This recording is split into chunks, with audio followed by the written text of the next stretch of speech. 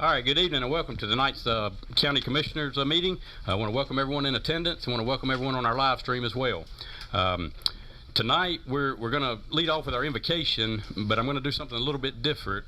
Before we get started, I have an announcement I want to read. I hope hope I can make it through it. So I want to request a moment of silence to remember the life of Mianna Roach. Miss Roach was a kindergarten student at Peace and Poten Elementary School whose life tragically ended last Monday. The situation affected many people throughout this county, ranging from law enforcement to our 911 dispatchers, our EMS and first responders, our social workers, our school administrators and staff, and most importantly, her family and her classmate and friends. It's been a tough week for everyone that has been involved with this situation, and I pray that her family and everyone involved can find peace and comfort in the days and weeks ahead. So I'm going to ask that we honor her with a moment of silence before we go into our invocation.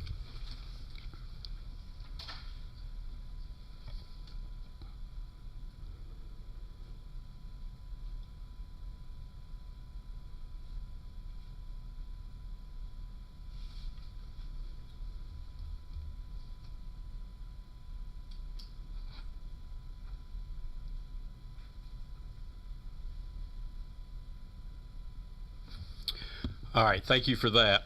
So at this time, I'm going to call Reverend Dr. Bernice Bennett to lead our invocation.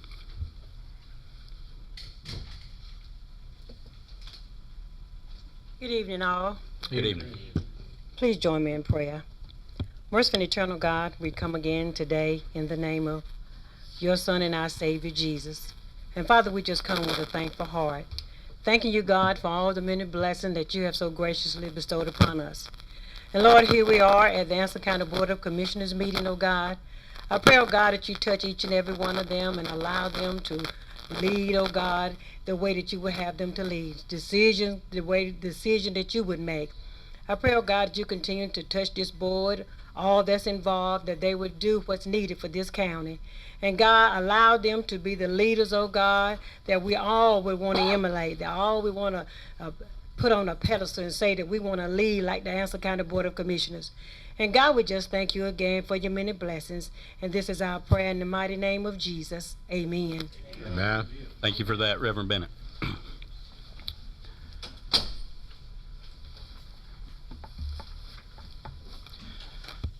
All right, I'm going to read our ethics statement.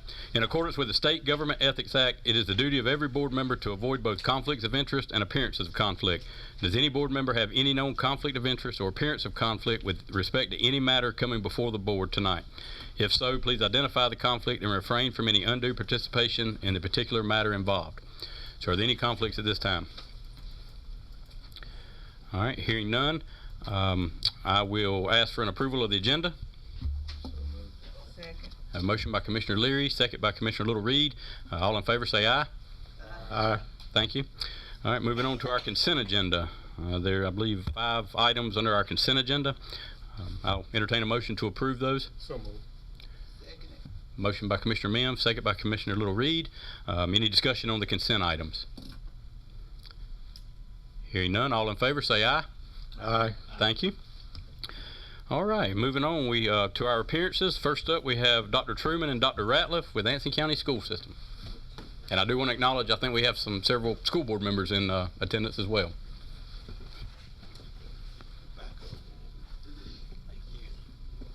Makes me feel like I'm tall again. I have good evening, leaders. Really appreciate you. We did notice, to your point, Mr. Cottle, about in the audience are the school board members and the school officials, and we all agreed that the only rowdy people in the audience were the ones from the school. So at least we recognize that, and I know there's some deputies here as well. Not quite yet. I wanted to. Well, I guess we could. Yeah, we could. Dr. Truman's going to present, and in just a moment I have a few remarks, and he's going to go ahead and give you pictures. I know, class, what you're going to do. You're going to start looking at that, and that's fine, and we won't go through it line by line, but thank you. That is a real purpose for us being here initially, and then any questions or conversations you'd like to have with us tonight, we're certainly going to be open to that as well. And that being the Anson Middle School project update. prior to doing that, I just want to thank you for your leadership in Anson County, and we are very appreciative for your invitation to join you. We don't take that for granted, so thank you. And we're certainly hopeful from on behalf of the school board. I think I can speak for the Board of Education on this, and certainly from my perspective in my role, we're certainly hopeful that tonight's interactions with you and meeting with you is the first of many to come in our collaboration with the leaders of our county. Also, as county leadership, we understand a few things, and one of them is your responsibilities, your duties, and the informed decision-making capacity needed to be able to meet the needs, or even to broach meeting the needs for all of the entities and departments that you have to address and to deal with. And so I wanted to make sure that you understood from our lenses and from our vantage how important we know that your work and your leadership is. It's not just an elected job. As Dr. Bennett just prayed for you, that you would be the type of leaders that we would want to emulate and follow. And I know that you have grave responsibilities for that. So it's always worthwhile to take a minute to acknowledge that. We also know that in order for you to maximize the benefits for the county, that you need useful and helpful information, you need transparency, and you need ongoing, relative, and accurate updates. And you need all of that in proper context. So our goal, while we may not communicate and articulate eloquently at all times, we want to make sure that we're clear in our communication, and that we are contextual, meaning that when you receive information from school officials, that you're not left with a question of whether or not that you're getting good, updated, accurate information. And if that be the case, then it behooves us, and it's really incumbent upon us to make sure that we communicate that and we get that feedback so that you get the proper information that you need to make the informed decisions that you have each time you meet and all in between. So tonight we're going to share, like I said, some information about and do a project, middle school project review, and make a presentation just briefly about that. I do want to say something, if you don't mind, in my role as a superintendent, and this is given the bald head look, meaning I've been around for a little bit. Doesn't mean I know what I'm talking about, but I do want to share, and no offense, Mr. Forbes, about that. So we were just premature balding, right? God covered some heads and some he made perfect. Yes, sir. There you go. Thank you. I appreciate that one. One of the most profound and helpful experiences I've ever had in my role as a superintendent, this is my 16th year as a school superintendent, has been when boards were able to have joint board meetings. So I'm just going to throw out a suggestion that over time, and I know Mr. Caudle and some others, we've talked about this before, and I know Mr. Sossaman and I did as well, but just in the future, how helpful it is to consider joint board meetings and operations. And one of the things that I had the good fortune of being a part of, not necessarily claiming the impetus behind, but being a part of joint budget, finance, and business committee work. And I'll just give you an example of what I've done in two different locations as a school superintendent has been that we would, for example, maybe have the board's vice chair. In Virginia, it's Board of Supervisors, Board of Commissioners. The vice chair, and the county manager, superintendent, chair, vice chair. And I'm not suggesting that that's what we do. I just wanted to share that with you, that the committee work in between meetings was huge. I mean, we made colossal gains, and I don't mean that to be dramatic. I just mean that the communication was so well received and so much improved because we were able to deal with nuts and bolts and conversations and have great conversations on a scale to where there was great understanding when a larger group came together, and then when you needed to make decisions, all that discourse, those discussions, those deliberations, fussing at the school board when you need to, or whatever it is, had already taken place. So just a thought in the future, whether it's with yours truly hanging around or whoever that is, I just wanted to share that with you, just as a little anecdote and an aside of how critical that has always been in the work and the operations that I've been able to enjoy and not endure. And there's a difference. Also, I wanted to give you, before we talk about what's in front of you, I wanted to mention to you that we've come up with, Mr. Cottle was at our meeting last night, so he heard this. The completion date for the middle school, the new middle school, of course, no surprise with construction, it's moved out a little bit, and quite a bit. I think there were some initial conversations and hopes and aims.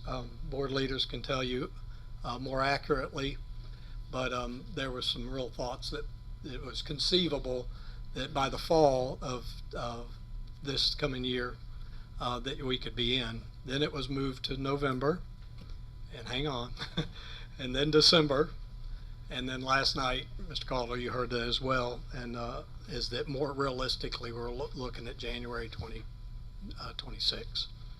So with that in mind, and Dr. Truman may want to talk more about that when he talks about the real supporting details of the move and the transition. So I'll leave that for him, but it's obviously that we're talking about a different time frame with all that would have to be done, and Mr. Salsom and I have talked about it a little bit as well, just so you'd have an awareness that we just want to be as realistic as possible about what might take place. And my dad was a carpenter and built things, and he would always say not just the best way, but he'd say the fastest and the best way to do anything is do it right the first time. And so that was with great intent, and gives us an opportunity to maybe make some other considerations in the process about finishing this project. And hopefully there'll be some funding available in different streams, hopefully, to do extras that we needed for our kids and for our community. One other thought that way I get out of the way. I'll be here for answers to questions, or at least that I don't know, as I'll get back to you. But some future topics that I would like to throw out, if it's okay, for consideration, that we're really, we enjoy a wonderful relationship with law enforcement in this county, and certainly in the city of Wadesboro, and we're very grateful for that.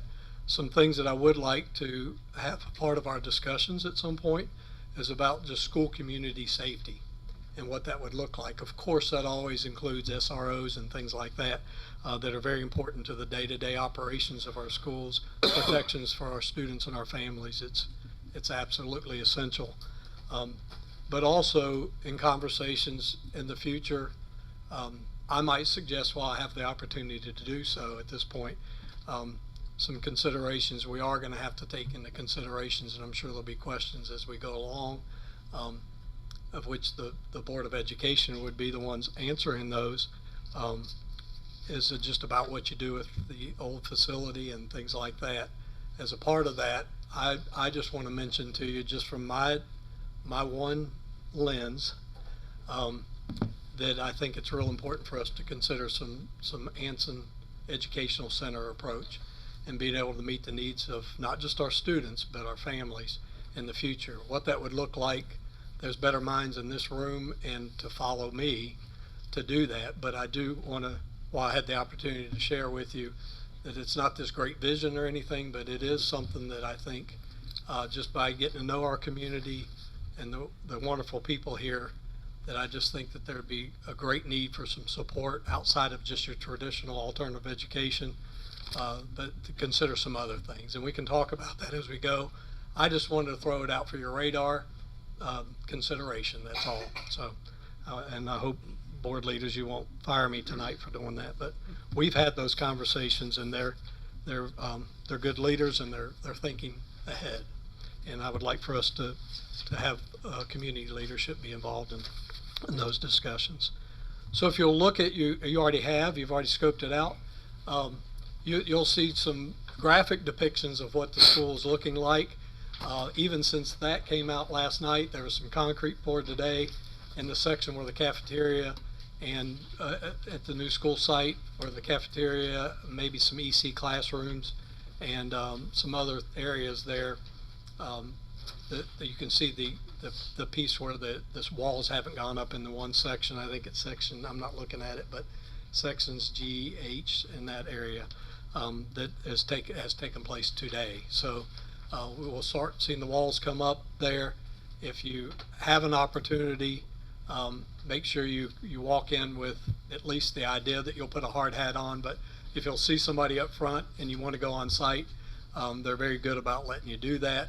Just give them a little advance notice or give me a shout, and I'll be glad to orchestrate that. We'll socially engineer that for you with safety in mind to go on site and see that if you'd like to. Obviously, as we move along and we progress even over the next couple of months, I would be happy to be a part of going on a tour with you and making that a planned event for you if you'd like to. So the progression, you can see that it's taken place. There's a lot to do, and there's a lot of things that Dr. Truman's going to talk with you about momentarily about the project itself, and he can speak to. We had a presentation last night by Mr. Baker from Pinnacle, and he gave us a good update on where we were about our budget, about the progress, and where we were timeline, completion date. So I just, at this time, unless you have questions about the actual graphic that you have in your in that packet that I gave you, I'm going to turn it over to Dr. Truman. Any questions for me at this point? I'm still right here for those as we go, but anything that you see that you'd like to ask a question about? Okay. Yes, sir. Just a couple of questions. First of all, thank you so much for being here tonight. We really appreciate the update and the recent reports in the local newspapers. Question number one, you mentioned that the completion date is now January of 26. So if the building is completed by January 26, when would the students move in? Wouldn't be able to do that. It wouldn't be conceivable until August to start the school year. And the main reason for that, Mr. Gatewood, would be we are not being able, we can't purchase all the infrastructure for technology. We're going to have to move that. And so for our children to have the technology needed and all the other supports that are going to come along with that, and some furniture and equipment pieces, there would just be no way to move that and then make the transition and still hold school. All right. And there's no way we're going to stop school. So Thank you for that yes, sir. clarification. The other one, you mentioned funding for extras. What extras are you referring to? The indoor swimming pool, the outdoor swimming pool. I'm just kidding. I got Mr. Ellerby's. Mr. Ellerby's like, no. I was going to applaud you. Mr. Ellerby looked at me. You've already lost your mind completely. No, I wouldn't think that. I like to see a swim team. Yes, sir, I would too. Tennis team. Sounds good. All kinds of things. I'll leave some of that for Dr. Truman. There's finishings. There's obviously in the future a sixth grade wing needed. If we're going to go that route, depends on board leadership and the decisions that would be made in terms of including sixth grade students. There's outdoor restrooms. There may be some other landscaping or some things that need to be done that we don't have the budget for. And there's probably a lot more that Dr. Truman will mention in a moment. All right, thank you. Is that all for me now? I have Yeah. a question. Yes, sir. You said the original projection date was August of 25, right? I had heard that when I came in, knowing that it was probably going to be September or October, Mr. Ellerby. And then within a month or two, we were talking November, December, now January. So are there some particular factors that led to you all having to push it out? Some is the typical timelines with weather. Some was acquisition of equipment and materials and goods. Some of it is just a healthy, or maybe it's an unhealthy ambition to set a date that is just not conceivable to finish. Yes, sir. I don't know if I'm answering that accurately. If the architect and the contractors were here, they may fuss at me, but typically that's what's happened in all the projects I've been involved in school construction over the years. Okay, you got my hand want me to go ahead and give them to you? You want me to hand them out, or do you want to talk? I'll start them. What about the pie graph? Did you give that? It's on the back. Oh, it's on. I did do a double, I think it's double-sided. Maybe it's not. Uh-oh. Did she not do that, Ms. Cannon? I'll owe you. No, that's it. That's it. The very first It was just one. the first one, the original. Thank you. While those are going around, I'm gonna take just a moment of privilege to recognize 3 of my former students in here. Josh, Priscilla, Robert, I'm really proud of you and what you've accomplished and what you're doing. Thank you. That makes you proud when you see your students succeed, and I'm proud of you. Also, I wanted to say, where's the camera? Oh, hey, sweetie, I told my wife I'd wave at her. You need to get on a bigger stage if you're gonna wave at her. So.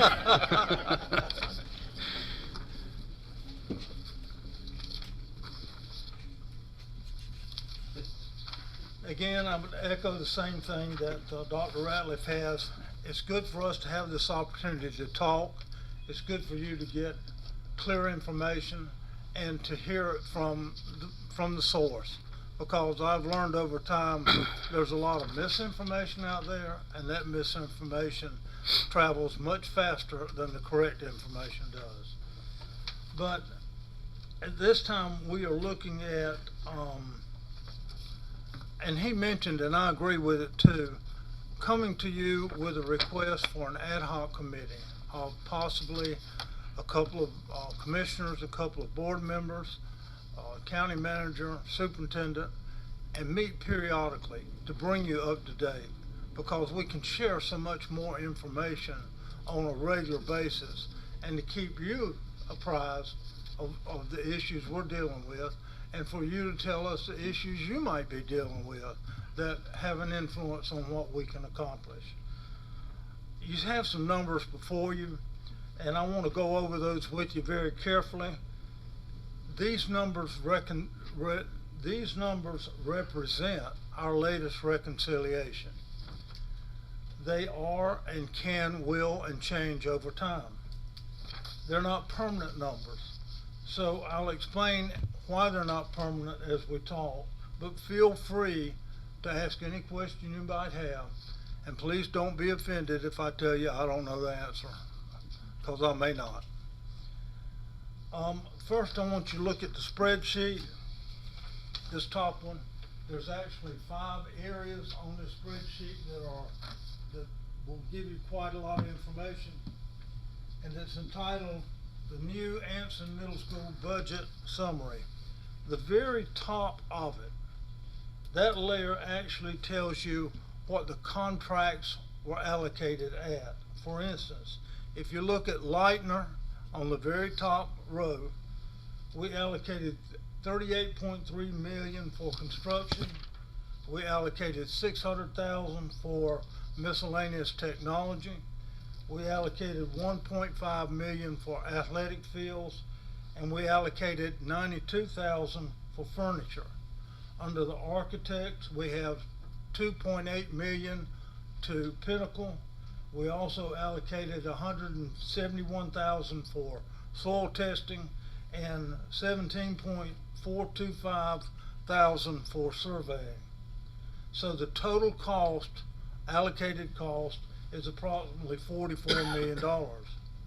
For clarity now, so that you'll understand, the miscellaneous systems, the athletic fields, and the furniture are allowances. They're money that's in the contract for these things that we could spend for these things. But they're also dollars that could be used elsewhere in an emergency.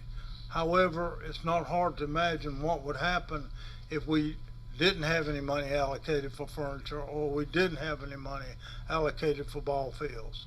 But those 3 numbers are monies that are set aside by the contractor for us to use for those purposes. On the far left, you'll see what our revenue streams are today. Our needs-based fund, which is a state grant, we have $29.3 million that we received from the state. Our commissioners matched with $5 million.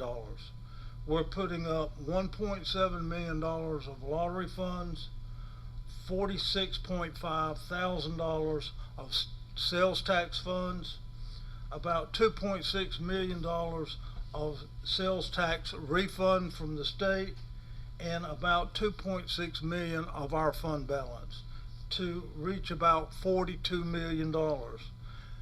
We'll go into that a little more detail in a minute.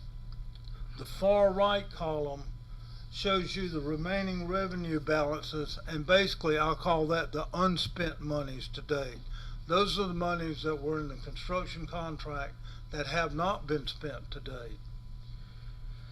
In the bottom layer, it shows the remaining contracted expenses.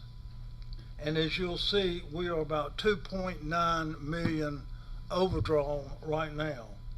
But these numbers are fluid. They will change over time. We saved money on the type of roof that we put on the building. We saved money on how we repaired the walls or finished the walls. And we saved monies in some other areas, and those savings are not reflected in these numbers yet. So the 2.9 is basically a worst case scenario at this time. It probably won't be that much. And remember, there's about $2.6 million worth of allowances in that particular budget. I want to, at this time, let me see if I got my pages in the right order. Yes. If you will, look at the pie graph.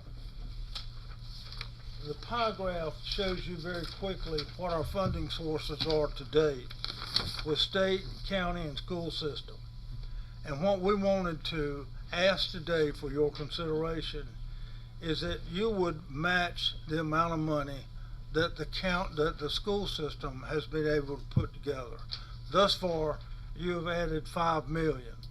We would like for you to allocate another $2.74 million to the project, which would pretty well closely match our fund balance, the amount of money we're pulling out of our fund balance. And so we can begin to address the shortfall. The shortfall is the construction shortfall. However, there are other items that will have to be funded, and we'll get to those in a little bit later. That's just not the total ticket. All right, I was asked to address the other needs related to the new middle school project. What are the other things we're going to have to make this a school? A school is so much more than a building.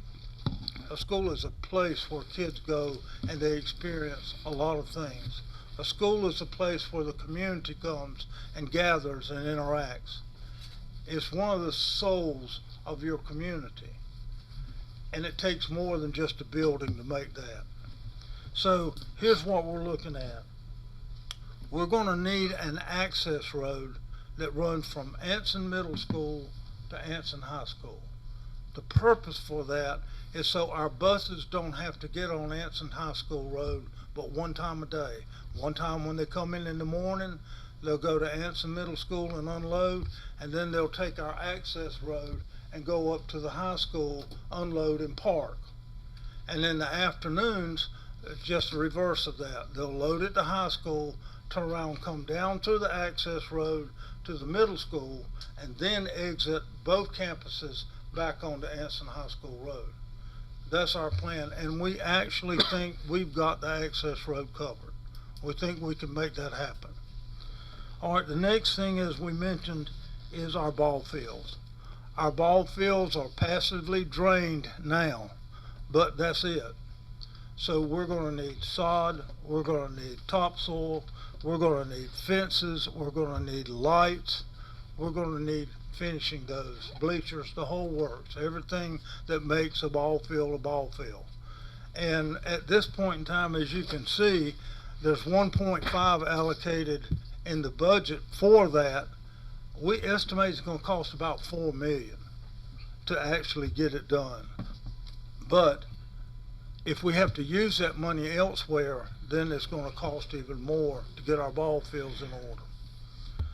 The field house or annex, unfortunately, we have no exterior restrooms, so that if somebody comes to watch a ball game and they have to go be excused, they have to go in the building. And that has maintenance implications, that has security implications. But last night we talked to Randy Baker with Pinnacle Architecture, and we asked him to stub out for us in the back of the gym access to water, sewer, and power, so that we could build a building onto the back of the gym that could serve those purposes.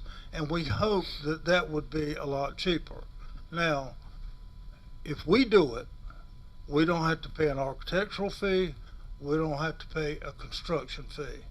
And so it's probably one of those things that's better for us to do it at a later date and do it ourselves rather than run it through the architect and Lightner Construction. That's just the rationale behind it. Furniture, as we said before, it's going to be hard to nail down furniture, because we've got some good furniture at Anson Middle School, particularly office type furniture that we could transfer over.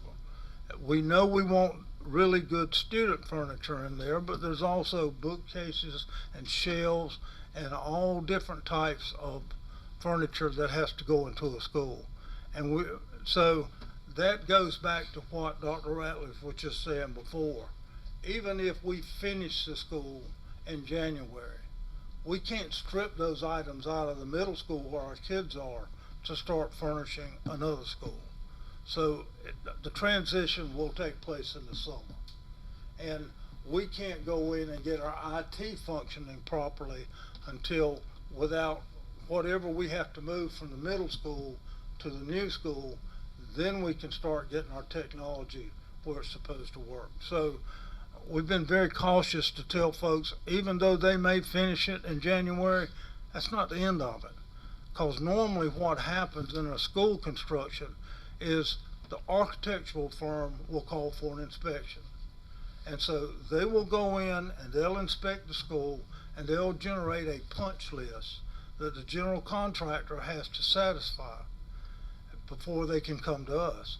And then the state of North Carolina goes in and does an inspection. And they create a punch list which the contractor has to fix before they can turn it over. And then you have to wait for the state to come back and do a final inspection. That process sometimes takes 3 months. But after we get the final inspection, they give us the authority to tell Holly to make the final payment. And when we make the final payment, that's when they give us the keys. But in between, they're very reluctant to let us on campus. And that's because they're working, and their liability insurance is covering it, and their workman's comp's covering it. So they typically don't let us on campus that much until they turn it over to us. So that pushes this transition back even further. DOT, we're in conversation with DOT. We hope we can convince them to put a right turn lane at Anson Middle School. See, all of the buses will go in at Anson Middle School. None of the buses will go in at the high school. Unload at the middle school and go park at the high school. In the afternoon, it's just the reverse of that. All of the buses will leave the high school, come to the middle school, and then depart campus. So we put them on the road one time. The plan that DOT has right now, and it's an erroneous plan, and we're trying to help them understand that it's not our plan. They have us with 45-minute staggered dismissals from the high school. Well, if we try to dismiss all our students at the high school on 45-minute intervals, we won't depart the campus till well after 5 o'clock because of the number of students we have.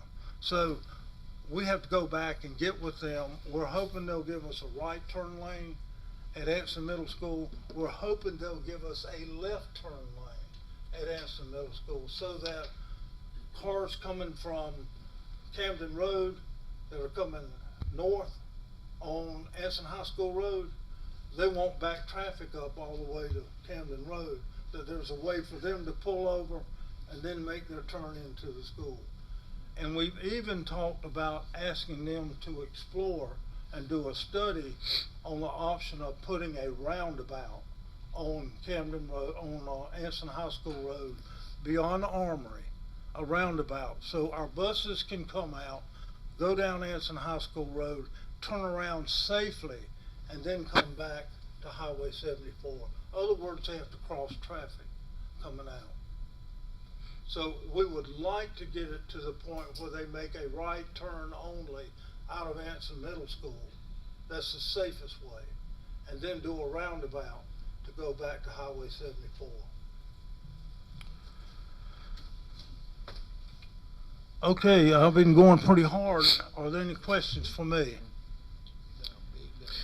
Yes, you said that you all allocated, Josh, I'm gonna come up because I okay, don't hear that's sure.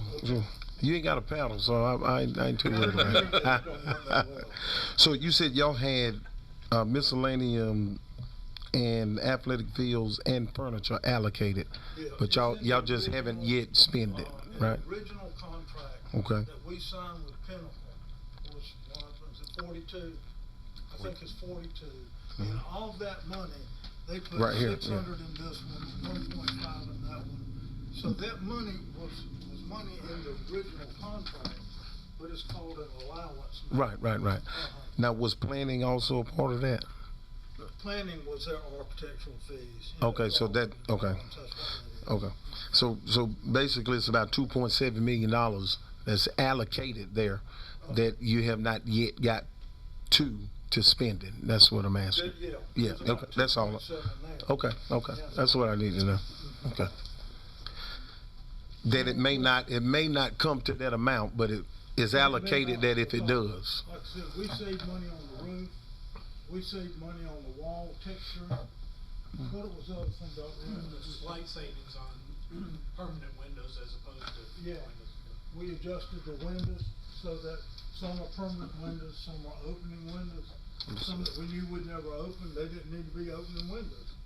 So those savings are not reflected in this number yet. They'll have to come back and show us, and what it will look like is rather than spending that amount, it'll be a lesser amount. Right. But we just don't know what it is yet. Did they give you a rough amount of how much that was gonna be?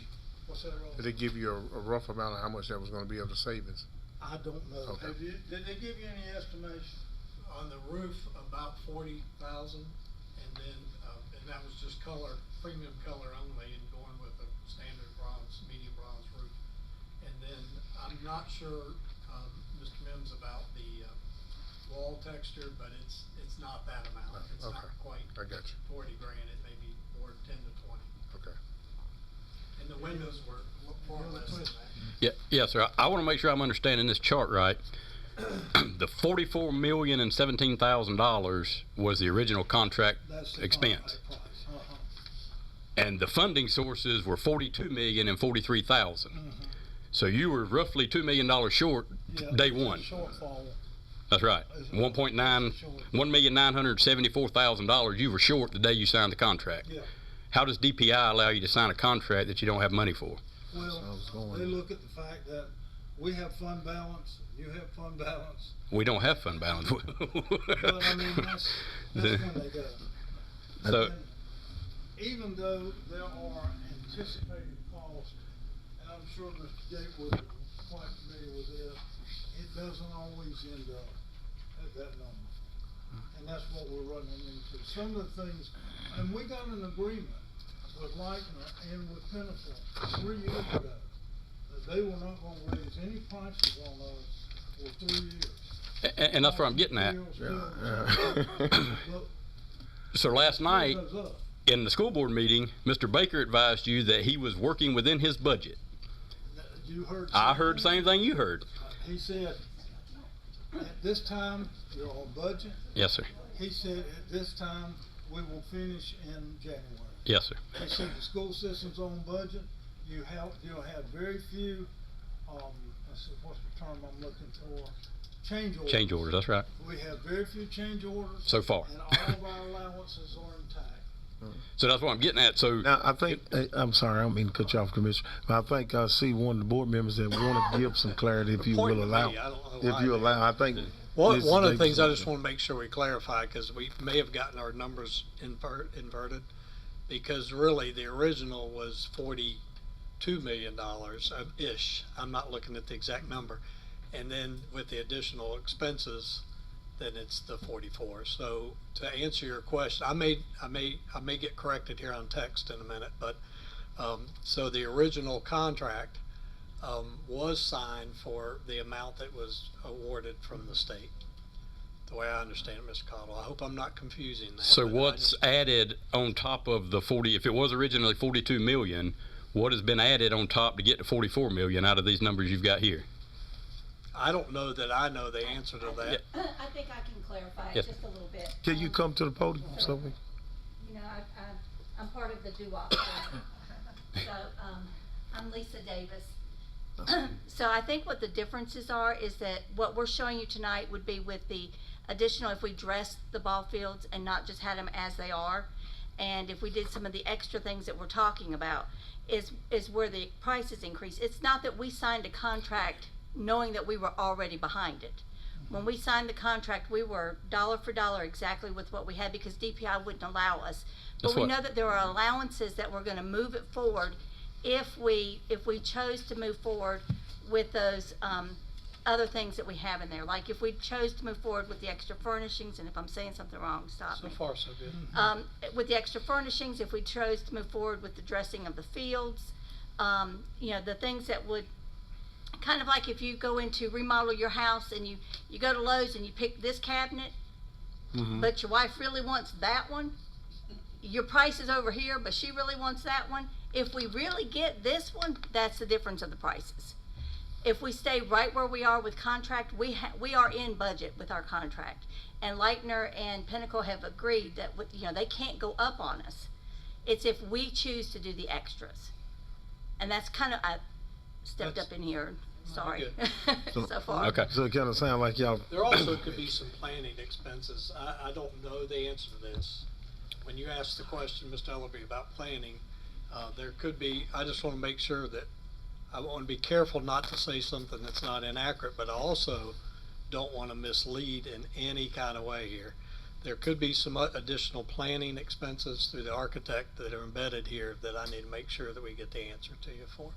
Because I don't want it just to be that there was an additional cost, and for you to leave this meeting thinking that that's the only reason that there are increases. I want to make sure that's right.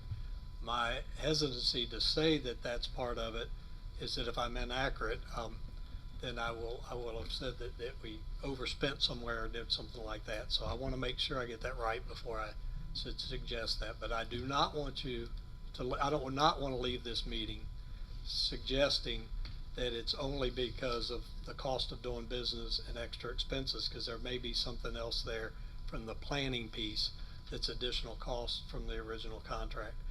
I'm not saying that it is, but I want to make sure of that, so I want to be very upfront about that.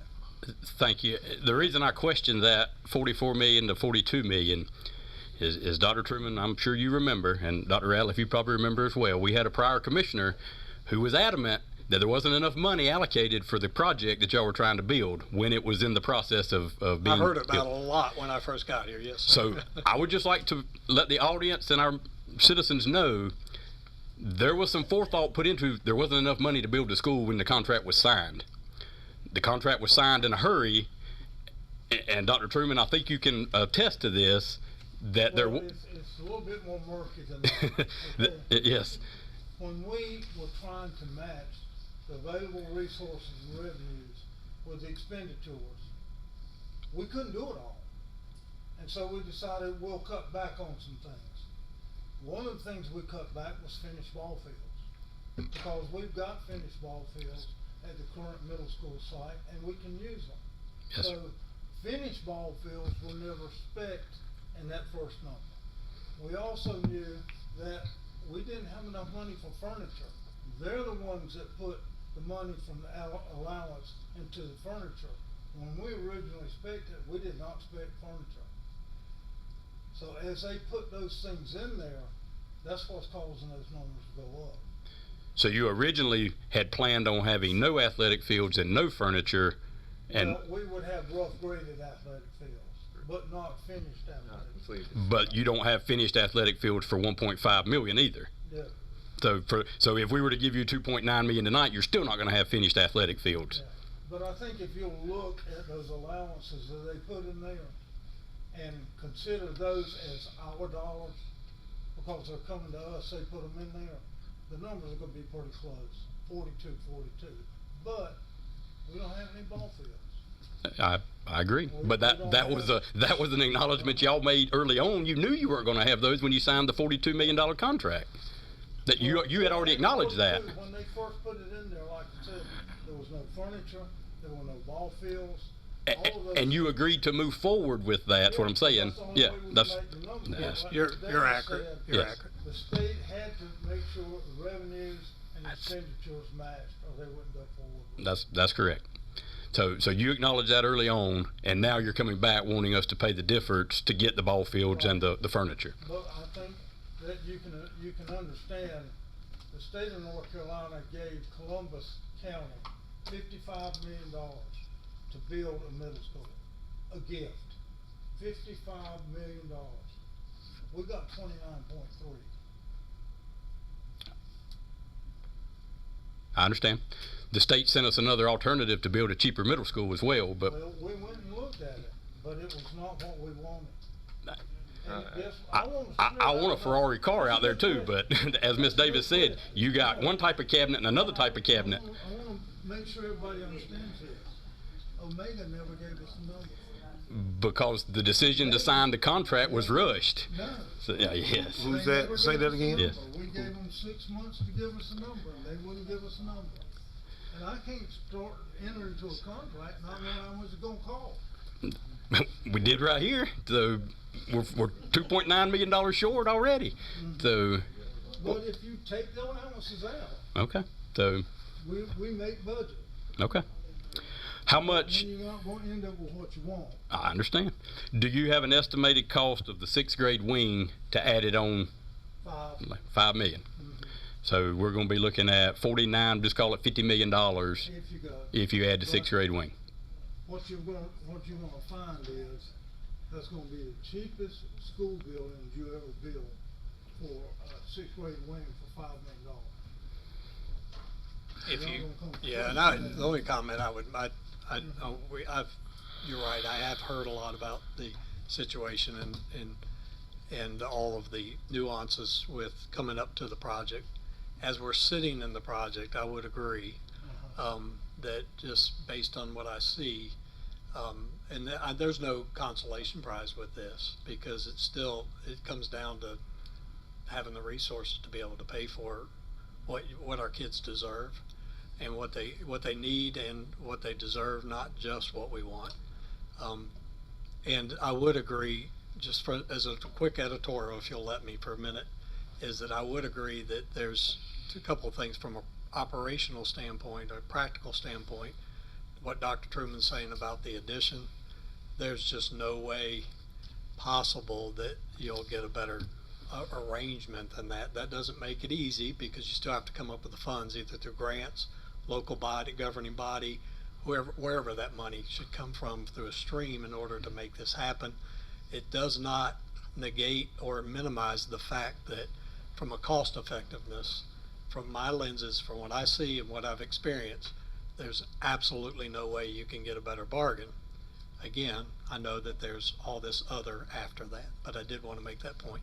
And also that just from an overall perspective, from a school this size, so you don't even do the wing, but a school this size, again, not just with Columbus County, but with anywhere I've seen and been, you just can't build a school for this kind of price at this point. So the concern there, it's not even just a plea, it's just from a practical standpoint, can we seek other resources, whether it's through our local bodies or our local governing body, or through other avenues and funding streams, a way to maximize the benefit here while we have a chance to have a school that we hope is going to be around, expect to be around for a minimum of 50 years, 50 to 70 years, a properly built school. Now that is me, I know I'm Mr. Outsider, but that's me coming in and looking at the project the way it is, having looked at the blueprints the first few days I was here, having understood as best I could with the budgetary framework that was in place, whether there were missteps or mishaps or whatever the decisions that were made and how that what came about. We do have a chance to have a quality for our future, for our kids, for our future families and their children and their families, for at least one more generation, if not two. It gives us an opportunity to build a really high quality school for the rest of the time and add school life to our community. So I did want to say that, and of course you expect me to say that because of my role, but it really wouldn't matter if I were sitting in your role or anywhere else, because I know enough to know that this is an opportunity, and it feels like a burden, but we're just looking for a way to be able to make it happen. I have a question. You brought up Columbus County, or so what is the difference? How you said the state gifted them $55 million. So what do you know why? I mean, like, how is there any other resources we could get? How could we have a school gifted? What is the population? Are there tier 1 population? What? I'm just curious. They're tier 1? Population size of Columbus County. They're tier 1. Okay. Population of Columbus County. I suspect the square, I don't know enough, but I suspect the square footage is North Carolina, right? Columbus County. maybe from a different funding stream I too. have 2 requests, please. Do you have a copy of the bids received for this school? Of the bids that were received? I don't have one with me. How many bids were received? He'd have We to help me with started out with There was two. Morrisburg, and their bid was about $55 million. Okay. And we didn't have anywhere close to that. And then we rebid it out according to the state. We only had one bid that came in. What was the selection matrix? Sir, The selection matrix to accept the bid. Mr. Leary, I can pull all that for You you. got it? I'm being Okay. told that there were 4. I wasn't here during that process, but Population. Yeah, there was more than one bid. According to Google. I'm sorry, I Yeah. didn't hear y'all. No, thank you. complete bid. I'll get all that for you. No, the first time we turned them over, there was 2. But then one of them, the second time we bid it out, when Pinnacle bid it out, there was only one, and that was Lightning. I was thinking there was a second one. It was a little higher. There was Leitner and there was another construction There was firm. one higher than Lightning. Yeah, the first yeah. time. Okay. It was a sealed bid process, Mr. Leary. It was a sealed bid process. There were sealed bids, and they were, to come in at a certain date, and then they were opened, publicly, and the, cheapest bid was accepted when they were brought in. Dr. Ralph, you spoke on trying to find some additional revenue sources. The county manager will attest to this. We were in Raleigh a couple weeks ago. Yes. Trying to get some more money to finish this school, because obviously we know we're not going to leave what is now a $44 million school sitting over there empty. We have to complete the school.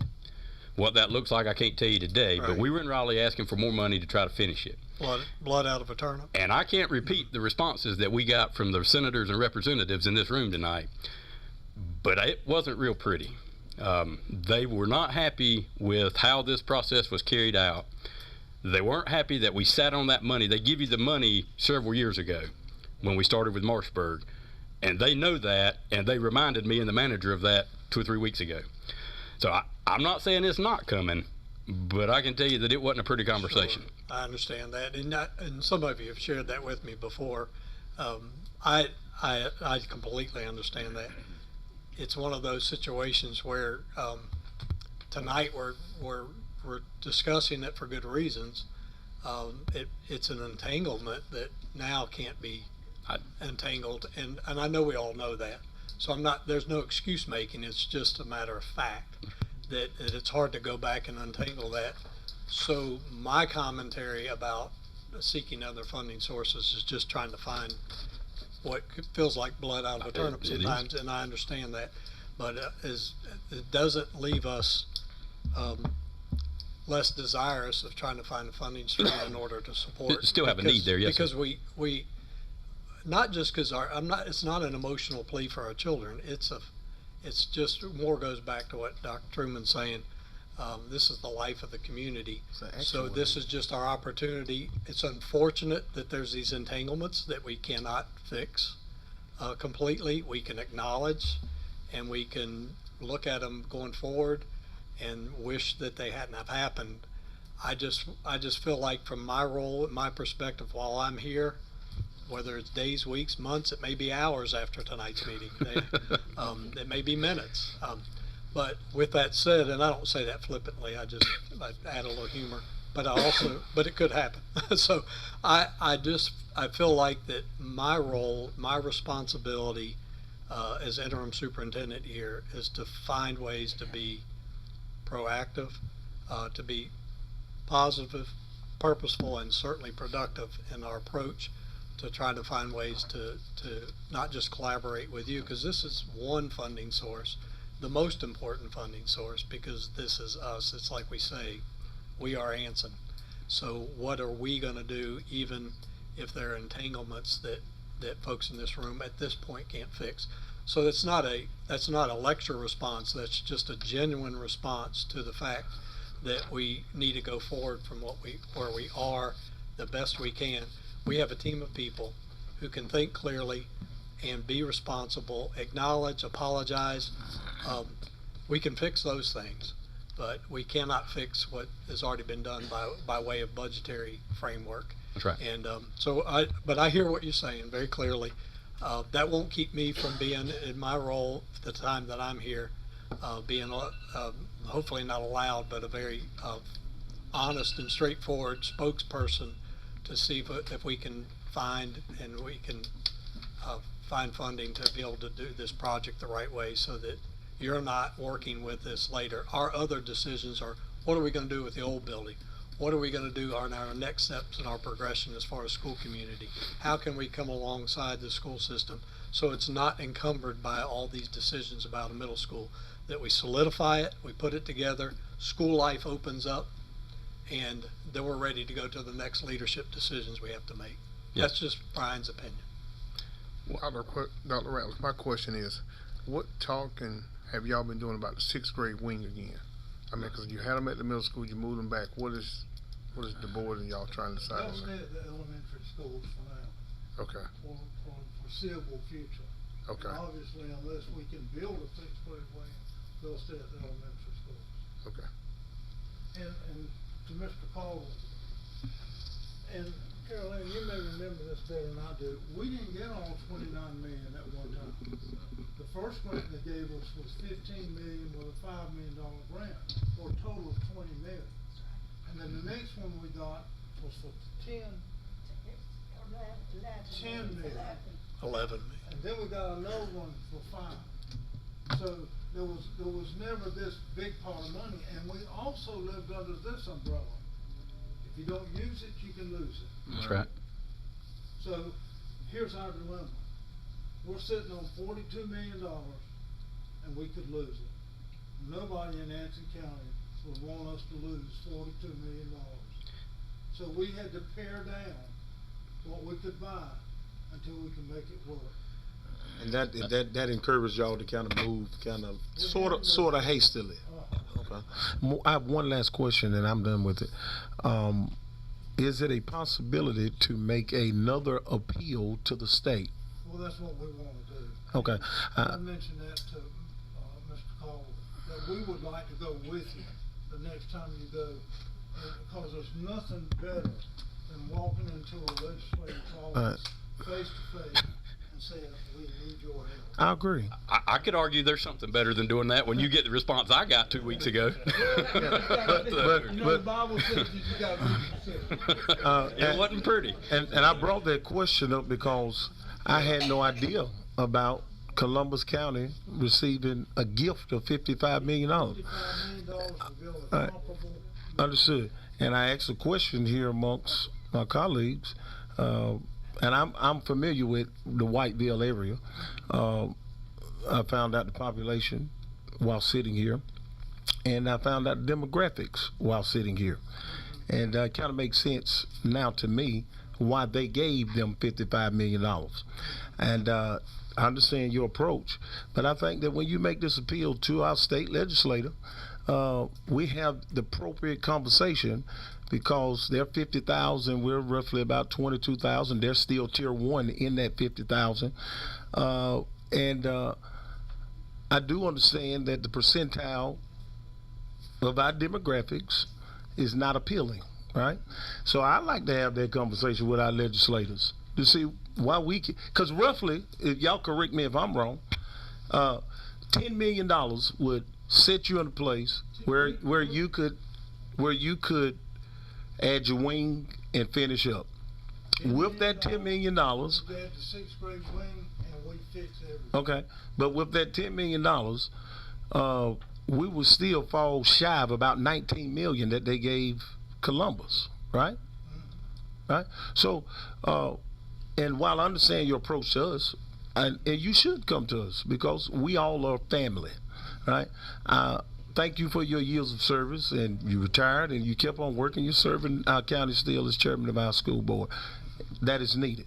However, when we go talk to these legislators, we need to lay it all out, the facts, right?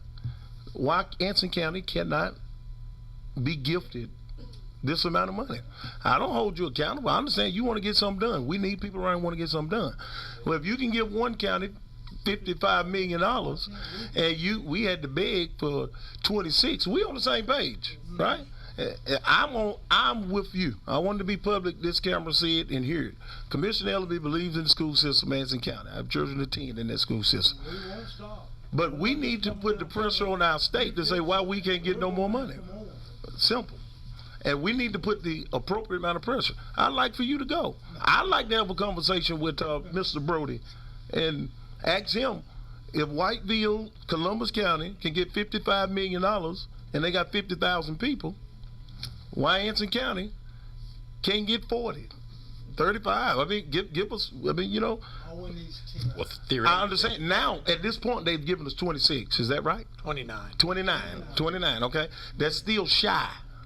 I mean, 55 minus 29, we're still at what, 24 million? That's $24 million more. And I understand the population, but I think we can get some more money. They didn't have to get any money from their local government, right? No. Right. They were given, and the reason I know this is I spent some time in Wilmot. Right. Columbus County is Whiteville, and it's on WECT, WWAY. I remember very clearly the state of North Carolina gave Columbus County $55 million to build a new middle school. Do you know the square footage of that middle school? It's comparable in students, so it'd have to be comparable in square footage. Okay, I don't know what the square footage is, but that's what they base the figures off of. A certain square footage per student. Not comparable on the students. So if we have comparable populations, they're gonna be comparable sizes. Okay, so, all right. Any I other will. questions? I will comment. I spoke with Mr. Ross after the school board meeting last night. I have been, as well as the manager, has been in on the email chain with the DOT regarding the turning lane traffic. So we're waiting on Mr. Ross to set a date so we can all get together and discuss how to handle the traffic patterns. See, they're still thinking that we're gonna do a staggered dismissal. Yes, sir. Which is 15, 20 minutes between each wave. We'd send off 8 buses, and then we'd have to wait so many minutes. Well, that's impractical. That's right. Yeah. Yeah, and I told Mr. Ross, I was more than happy. I know Mr. Sossman was more than happy to meet with him to discuss whatever options we could come up with. So we're just waiting on Mr. Ross to get us a date. And once we put that access road in, it's just to manage. What you don't know is how many parents are gonna bring their children. That's right.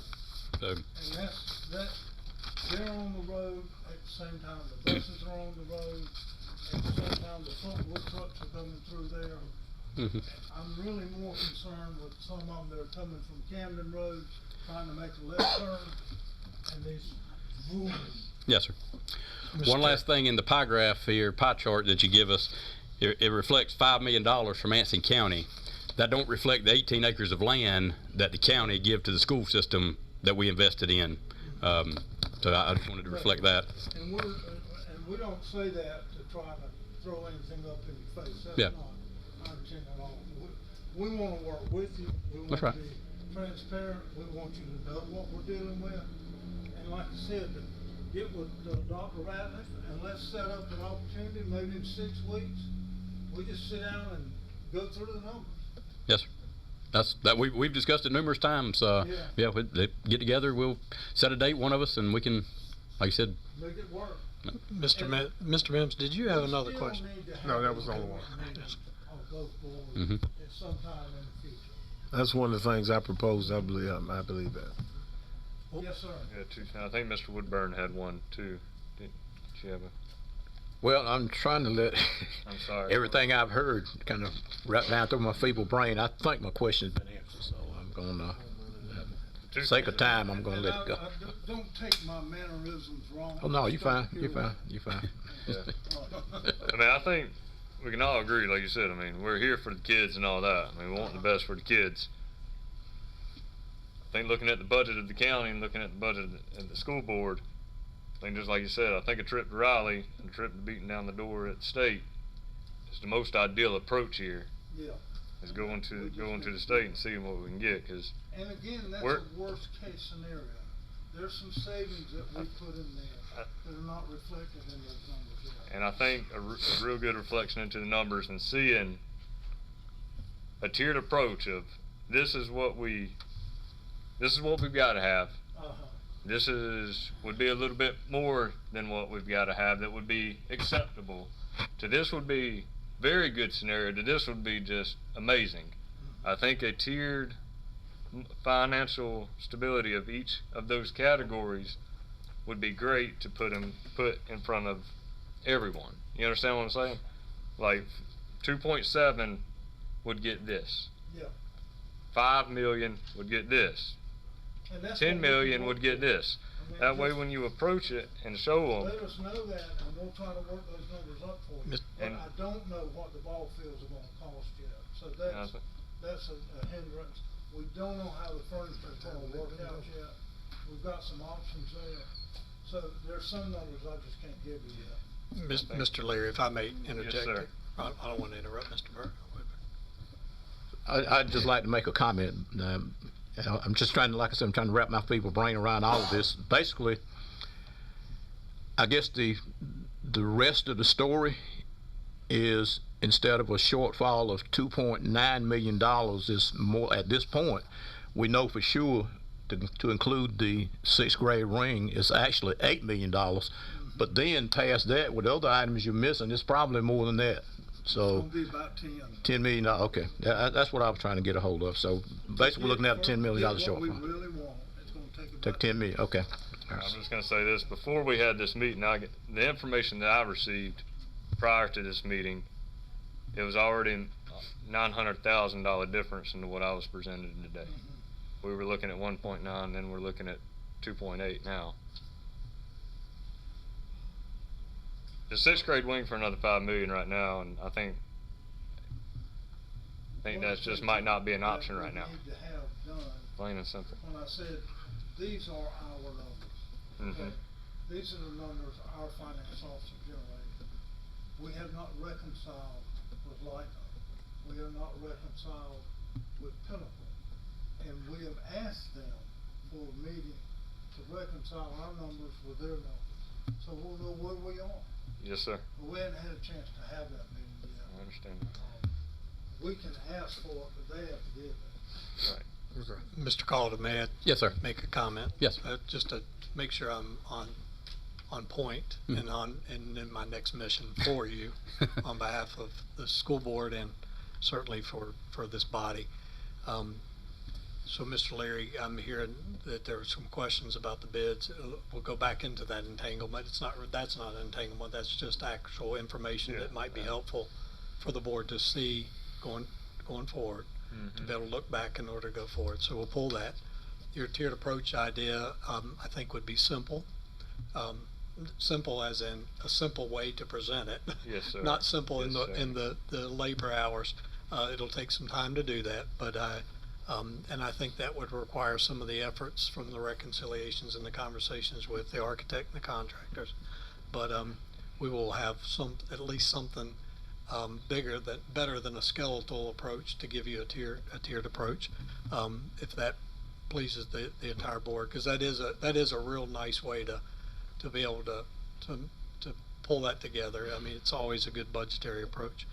And the other thing that I wanted to mention was that you're right, the numbers have fluctuated.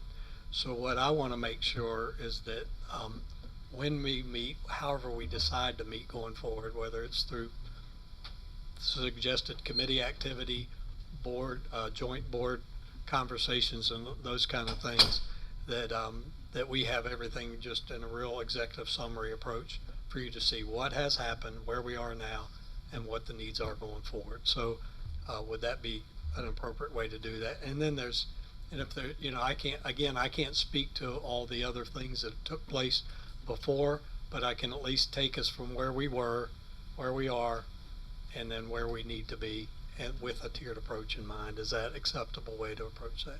Yes, that'll be great. And I do look forward to the work. I mean, I want to say this. I always say this. A colleague of mine used to say, in case I fall off the planet, I want to say this now, is that I do think that the capacity here going forward and the receptivity, at least from my standpoint and my role here, the months that I've been here, they've passed by quickly, and for our board leaders, they may think it's taken forever. But I have been here since June of last year, and the will and the conversations that we had have been very positive. And I would like to make my small contribution to making sure that going forward, that's the way that we operate, regardless of what's happened in the past. I just think the leadership capacity here is tremendous. The relationships are strong, and I want to thank you, in case I don't get a chance to do this ever again. I want to thank you for each of you individually have been just incredibly warm and kind and receptive to the old fellow from out of town. So I want to tell you how much that I'm heartened by the fact that we can do not just good business together, we can make real good priorities to cover what I talked about, you heard me talk about last night. From a school's perspective, it's all about student learning, and it's all about building leadership in our school system and our school community. So, and our kiddos, I'm going to make this emotional comment, and I said it last night, and if you'll allow me 30 more seconds to say it again. All the time you need.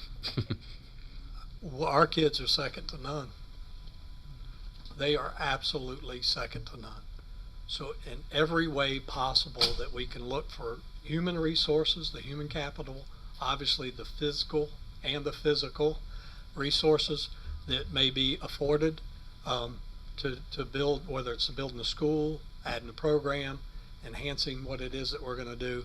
I just ask that we collectively work on that together, because the greatest economic development driver, and this is from a friend of mine who did a study years ago, and there have been multiple studies, the greatest economic development asset and driver is always going to be your public school children.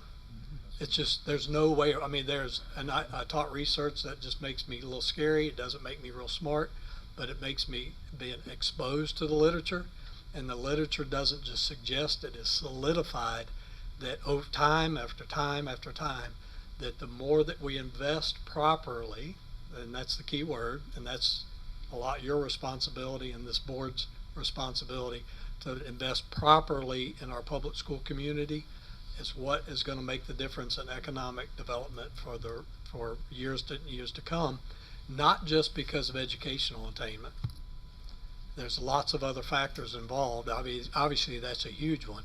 It's the quality of school life that we provide for our students that makes a difference in whether or not they want to stay, whether they want to grow, and they want to continue. And I'll leave you with, beyond my 30 seconds, to tell you this, that we have developed a student, when I first came here, we developed a student advisory group. We have a group of student leaders that right now consist of high school, middle school. I'll get the elementary if I can.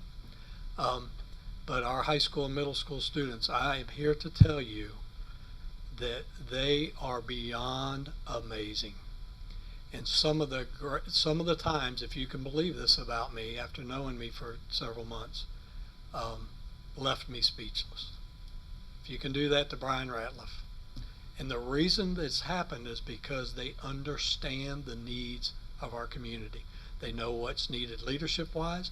They know how we've let them down, but they also now know how we've held them up. And they know that we care deeply about them. The adults in our community can behave differently in such a way to meet the needs and exceed the expectations of our children. Our kids are saying, look, we need to come back and invest. I have a student, if I were to name him, really good athlete, senior, if I were to name him, and I'll resist doing that or refrain from doing it just in case, because I don't want him to lose trust in our relationship. But that young man has been riveting to me personally. He has challenged me personally in such a way that he has helped me understand. This is a 17-year-old young man in our community, has helped me understand what the needs are and how important it is that everything that I do and say can and will make a difference in our community to come. And he says, I want to come back here and invest. And he's not blaming everybody around this table. He's not blaming his superintendent. He's not blaming his church community, his civic community. He's saying we have to take responsibility. But along with that, is adjacent to that whole conversation is we need to do that together, and we need to be a model for them. So I'd say that not as a sermon, but as an encouragement to you, that he is one of many of our students that they get it. They get what it is required, and they know there's a cost to quality. And so I want to challenge you and all of us with the cost sometimes is not just elbow grease, it's not just funding dollars, it's modeling and meeting people where they are and putting away our own egos and coming together. So our kids have been a model for me. They have challenged me in such a way that I can't. I wish that I could, and then maybe that would be the intent if you'd be so kind to allow them. I think it'd be good for you to hear from our kids, because I think that they're not going to preach at you. They're just going to tell you what their needs are, and they're going to tell you what they're going to do to make a difference. We're getting ready to see a development from not just from mentoring relationships. We're getting ready to see our kids light it up, and they're getting ready to come out from under the bush. We need to do everything we can, community, to build them up. I can assure you that they're up for the challenge. I do not. Our kids, we're tier 1, Mr. Ellaby. We're tier 1 on paper. We are not tier 1 with our children. We are not low. We are not incapable. Our kids in our community are amazing young people, and I know I've repeated myself, so I'll stop there. But I just want to leave you with that encouragement that I want you to be heartened by the work that you do, the investment that you give, whether it be financial or otherwise, is not going to be sunken investment. So thank you, and I appreciate the opportunity to be here tonight. It really means a lot that you would invite us here. So well, we appreciate y'all coming, and I want to say thank you to Dr. Truman, Dr. Ratliff, and the other school board members that are sitting out there. I thank you for your time that you invest in our children here in this county, because they are our most important, and you are absolutely correct. They are the best economic driver of economic development for a county. When you invest in your children, it's going to give back to you, and that's what we need to be doing in this county. Yes, sir. So thank you. Any other questions for me? Thank you for the opportunity. Thank you. to come. Thank you. Thank you. Appreciate it. Okay, next under our appearances we have Anthony Ward with Trillium Health Resources.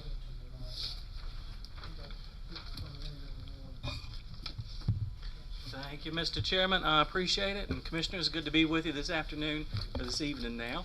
I have a presentation to give you that is my annual update. So it's information about Trillium Health Resources, about the work that we've done locally for the past year, and also to ask for your support going forward.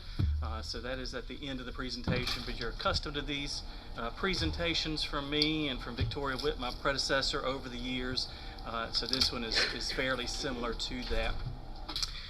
When we get to the end of the presentation, you'll see the amount of Anson County dollars is $55,000. So that's the amount that you contribute to local behavioral health services. So at the end of this, that's the request that I'll be making, is that $55,000 continue on again for the upcoming year.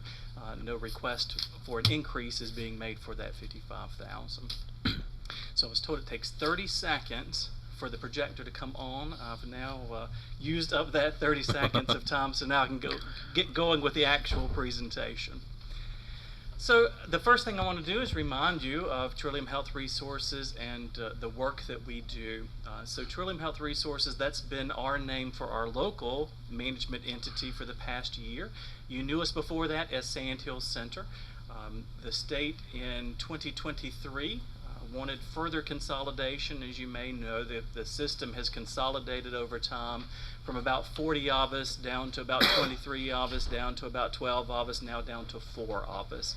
And that latest consolidation was February of 2024. So since then, our name has been Trillium Health Resources, representing the consolidation of Trillium Health with Sand Hill Center and with East Point.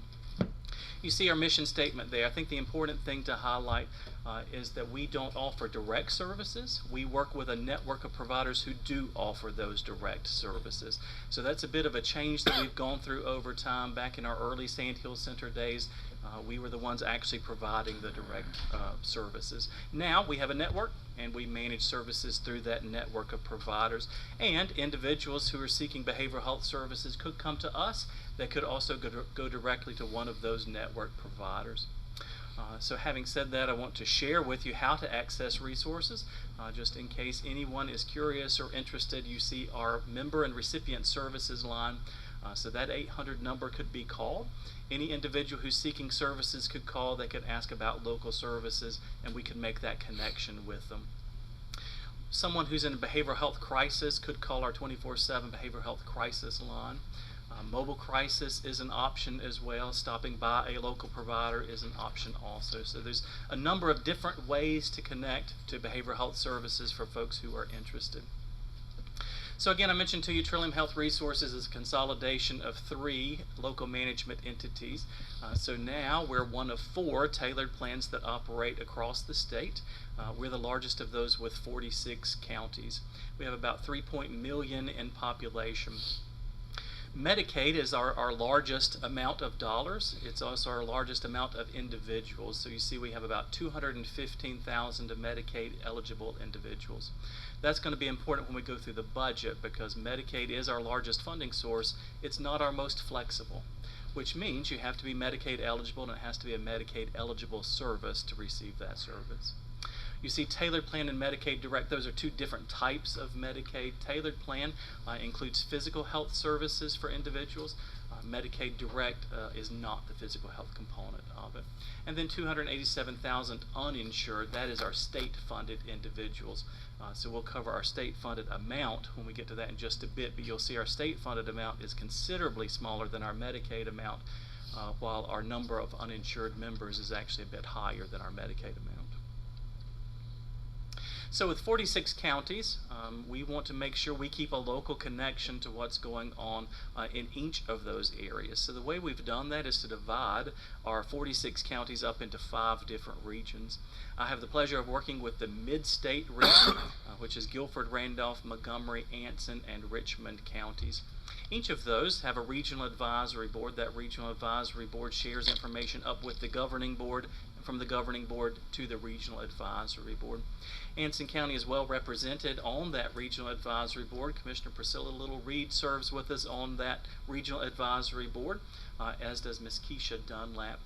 Commissioner Priscilla Little Reed is on our governing board as well, where she was just elected to the vice chair of that governing board. So good representation there for Anson County. We have Consumer and Family Advisory Committees. So those are individuals that are consumers and also family members who who help review a lot of our information and guide our work as we go forward. Each of those regions have a regional vice president. So I serve as the regional vice president for our area. We have community engagement, community liaisons. We also have community engagement director. So Ann Kimball is with me this evening. I think most all of you know Ann Kimball. She's worked with us for a number of years. She serves as that community engagement director. So by having those different staff involved, we can participate in local committees and local representation to make sure we see what's going on throughout our area. So specific to Anson County, a few of the ways we do that is through the monthly Anson Community Cares meeting. That meeting is facilitated by Kay Ratliff. Commissioner Gatewood serves on that committee. Ann and I do as well. So that's Health and Human Service, providers, agencies, local faith communities. So a lot of folks are serving on that committee, public health, DSS, and others. And so we share resources that are available and update with information that's happening. The Opioid Settlement Committee, we're delighted to serve on that with the manager and with a number of other folks reviewing how that opioid settlement dollars can be spent locally. Our Community Crisis Collaborative, so making sure we have strong crisis services available. And then we have other meetings along the way. Some of those are annual meetings, some of those are monthly meetings or quarterly meetings that we participate in. So again, my information's there. If you ever have a question or want to reach out to me, certainly feel free. Ann's information is there, along with Dr. Robert Nelson, who is the Community Liaison Coordinator. We're all involved locally, so feel free to reach out to us with any question you may have. So our budget information is next. I've already kind of given you a preview. Most of our budget is Medicaid dollars. So these are federal entitlement dollars that come down to us for particular areas. You see the vast majority of our budget is for Medicaid services, about 52% for Medicaid behavioral health, 18% for physical health, and then 11% for pharmacy. So that's about 80% of our total budget is Medicaid. That is the largest funder of behavioral health services really across the nation, but certainly here in North Carolina. The challenge with Medicaid dollars is that it's not incredibly flexible. So it does have to be for a Medicaid eligible member, for a Medicaid defined service, a billable service. So we can't be incredibly creative with those dollars, but for those defined services, for the members that are eligible, it provides a nice benefit. State and federal dollars are our second highest amount at 6%.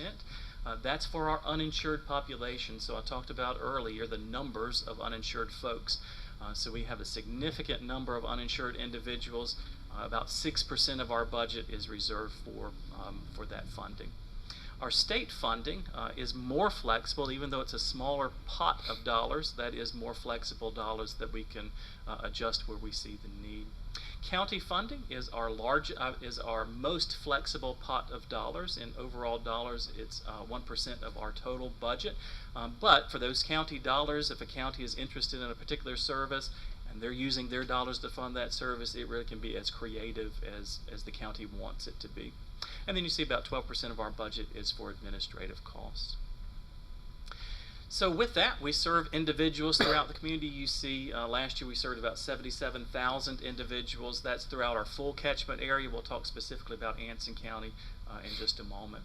63% of those are mental health individuals, 21% is substance use, and then 16% intellectual developmental disabilities.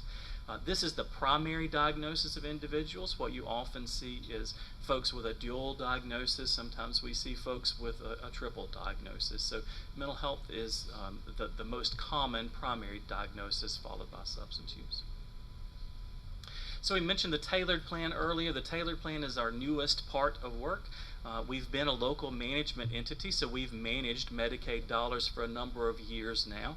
What the state asked us to do was become a fully integrated plan. So along with serving behavioral health, they wanted us to serve the physical health needs of our members, also the pharmacy needs of our members. So you saw that in the budget that we presented earlier. That work began in July of 2024. We've learned a number of lessons along the way. That process is going smoothly for us now. We did see a significant increase in the number of individuals who reached out to us with questions. Anytime there's a significant change, we often see that. Our numbers went up significantly, but now we're meeting each of the standards related to that about how quickly we answer the phone. Transportation, so transportation benefit was a new piece that we are covering. We're working with vendors throughout the community for that transportation and still working to make that a smoother process for individuals. To make sure it was a smooth process for members and for providers, we offered certain flexibilities. Some of those were waiving prior approval, waiving some of the billing requirements to get through that transition. Now we have most of those back in place. You see the standard plans that are operating. The standard plans have been operating since July of 2021. In old days, we were the ones who provided all the behavioral health management of services locally. In 2021, the standard plan started. When the standard plan started, our mild to moderate behavioral health individuals transitioned over to those standard plans to have both their physical health and their behavioral health needs met. The individuals that remained with us were the ones that had a more significant behavioral health need. Now we cover their physical health needs also. So you see the other standard plans that are up and operating. You may be familiar with some of those that are working here locally. So there's a bit of an outline about that change. That July of 2021 is when the standard plan started and that significant change happened. Then in 2024, the IDD Behavioral Health Tailored Plan started. Later this year, there'll be another change that's coming along where a statewide plan will be offering the child and family specialty services. So that'll be a statewide plan for individuals who are in foster care or had been in foster care along with their families, so they can receive services that are consistent throughout the state. Blue Cross Blue Shield has been selected to offer that plan, so we're working with them now for those individuals that will transition from us to that foster care plan. So with all those different plans operating, you see the percentage of individuals that are in those plans. So specific for Anson County, 28% of the individuals are with Trillium, or with our plan. You see 20% are with Healthy Blue, 16% with United Healthcare, 16% with WellCare, 12% with AmeriHealth, and then 6% with Carolina Complete Health. The individuals who are with those plans know those plans they're with. On the back of their Medicaid card, it outlines who their managed care company is. I'm sorry, that first chart was the total population. This is the Anson County population based off of 2025. The numbers are fairly similar. You see a bit of a significant increase with Carolina Complete Health at 15% for Anson individuals. They operate in 4 of the regions throughout the state. The other standard plans are all statewide. A number of you had a chance to participate with us last year during the town hall process. We've reviewed a number of themes from that process and have been working on those. Some of those are about increasing service availability, working more closely with providers to make sure they're understanding changes throughout the system, keeping our website updated, and others. We're working on additional town hall opportunities and the ability to participate more locally with education and awareness kind of activities. So we'll share more about that as they become available. But some of those updates that have happened have been around service expansion. The most recent one is adding a mobile crisis provider. We went through an RFP process earlier this year to identify providers interested in offering mobile crisis. Therapeutic Alternatives has offered mobile crisis for a number of years here in Anson County. They're going to continue to offer that service. We're adding an additional provider. The additional provider who was selected is Daymark. So Daymark actually started today with a soft launch of mobile crisis. They're working with referrals from law enforcement, from hospitals, and from schools initially. Then they will begin working with referrals that come throughout the full community later on this year. Child First expansion was announced earlier. That'll be starting up in the summer. That is an evidence-based practice that is working with children birth to 3 and also with their families to make sure they get a strong start. Victory Junction, we have weekends for family members to participate with Victory Junction that is up in the Level Cross area. So families who are interested in going to Victory Junction, they check in on a Friday, spend Friday night, full Saturday night, and then part of Sunday participating in the activities there at Victory Junction. So there's an application process on our website for anyone who is interested. I would encourage them to do that. Mental health and substance use parity, we've talked about that a fair amount. It's been a law since 2008, a federal law. It applies now to Medicaid and managed care and through state plans.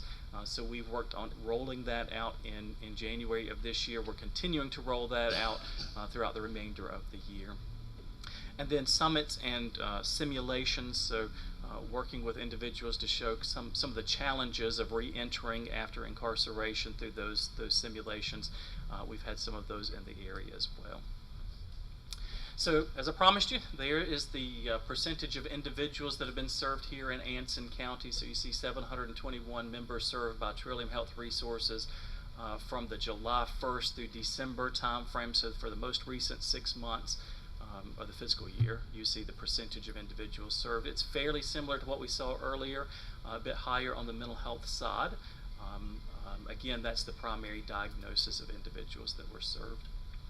So finally, you see the 55,000. So the 55,000 is the amount of Anson County dollars to support local services that was given to us this current fiscal year. It's the same amount that's being requested for the next fiscal year. No increase to that amount is being requested. That is going to support local services. You do have an opportunity if you'd like to designate some of those dollars. So if there's a particular project you would like to see happen locally, we're happy to have that conversation with you about how to designate those dollars.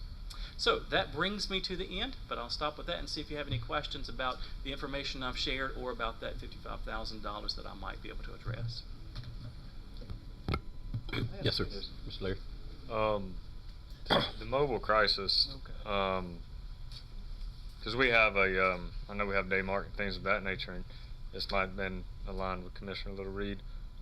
After hours, 9 o'clock at night, individuals, we have behavioral and mental health issues obviously present in the county as well, out with our public.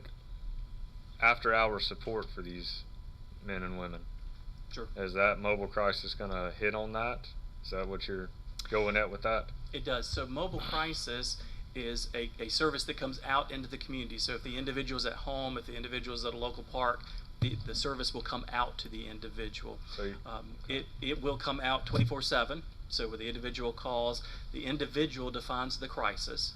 They reach out to mobile crisis to have an assessment done, and then depending on the need, mobile crisis may come out. They may have the conversation by phone. Typically, they come out.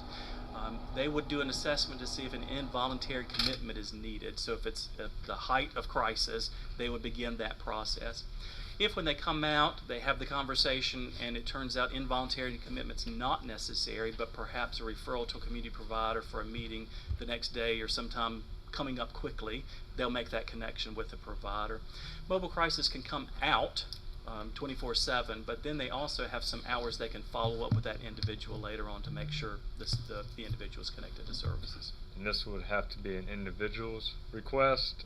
Or It's a voluntary service. Okay. So the only behavioral health service that's not voluntary is involuntary commitment. Right. But the individual would need to be willing to engage with behavioral health. Okay, the individual would have to reach out and initiate that. That's Yes. correct. The family can reach out on behalf of the individual, but the individual would need to be willing to participate with the Correct. conversation. Yes. Can we get that number? Sure. I do not have it with me right now. Therapeutic Alternatives is I can look it up while I'm here, I imagine. So Therapeutic Alternatives is the current provider for mobile crisis. Is that going to be local, where they're going to be coming from local instead of like Greensboro or Charlotte or East Yes. County? So they have teams throughout our area. Okay. So their staffing is throughout the area.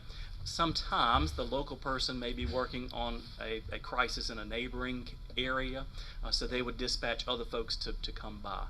But they are local in the area. They have about 3 teams who work throughout our mid-state region. Okay, so the number for Therapeutic Alternatives Mobile Crisis is 1-877-626-1772. And again, you can call them 24/7 to get a response. Daymark is the new provider who's going to be offering mobile crisis services. When they're up and running, I'll be glad to share that information with you as well. Got 2 more things. Okay. Commissioner Little Reed. since you're more familiar with this and the works of it, is there anything that you see for our county that could benefit from them as a provision to Anson County moving forward? Yes, sir, Commissioner Cal. I think we could benefit from a facility. I have always tried to advocate for Anson County to get a facility so we could have access to it and we won't be trying to find beds. We will have our own facility here. So that would be the idea. And I also advocate that they either open Dorothy Dix back up or either find another hospital that's similar to Dorothy Dix, because it's long term. Where you go now, you got a 7-day bed, a 24-hour bed, and you might stay 2 weeks. And that don't necessarily means you're going to get the care you need. So yeah, I'm always advocating for something for Anson County. There's a lot of repeats in there. With those short-term facilities, it turns into a lot of repeats. Mm-hmm. They leave out, they don't get the qualified care they need long-term. Yeah, typically what you see for inpatient level of care is when an individual can be served in 3, 5, 7 days, that's a local hospitalization need. Typically when it's longer than that, you see that being one of the state facilities. There's 3 state facilities. We're in the central region, so Central Regional Hospital, which is in the Butner area, is the one that serves our area. And certainly we can have a conversation about a facility. The closest facility is the Behavioral Health Urgent Care and the Child Facility-Based Crisis in Richmond County. When that facility was built, there was $1 million that came from the sale of the Lilia Dix property that went into building that facility. Typically what we see is some local county dollars along with some local state dollars.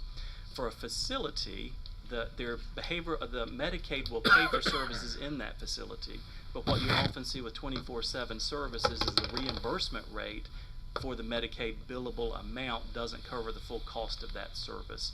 So there has to be an ongoing commitment of additional dollars to make that happen, but certainly we can have that conversation. I have one more. As far as mental health and behavioral crisis, how much training to other organizations do y'all provide, such as first responders, EMS, fire, and law enforcement? Do y'all have classes available? We do. Yeah, so CIT, Crisis Intervention Team Training, is the recognized model around law enforcement. We involve EMS in that, 911 dispatchers and others. It's quite a commitment of time. It's a 40-hour training that is offered. So we offer those throughout our area. There are smaller chunks of trainings. Mental health first aid is one of those that is an 8-hour training and covers some of the highlights. But CIT goes in a lot of detail and is a combination of local service providers, the local management entity, the county, law enforcement with a host officer, the community college, so it's a strong partnership of individuals. We do a fair number of trainings. As a matter of fact, on our website we have something called My Learning Campus. Providers can log into that, community members can log into it, set up an account, and take all of the trainings that are offered there. Okay.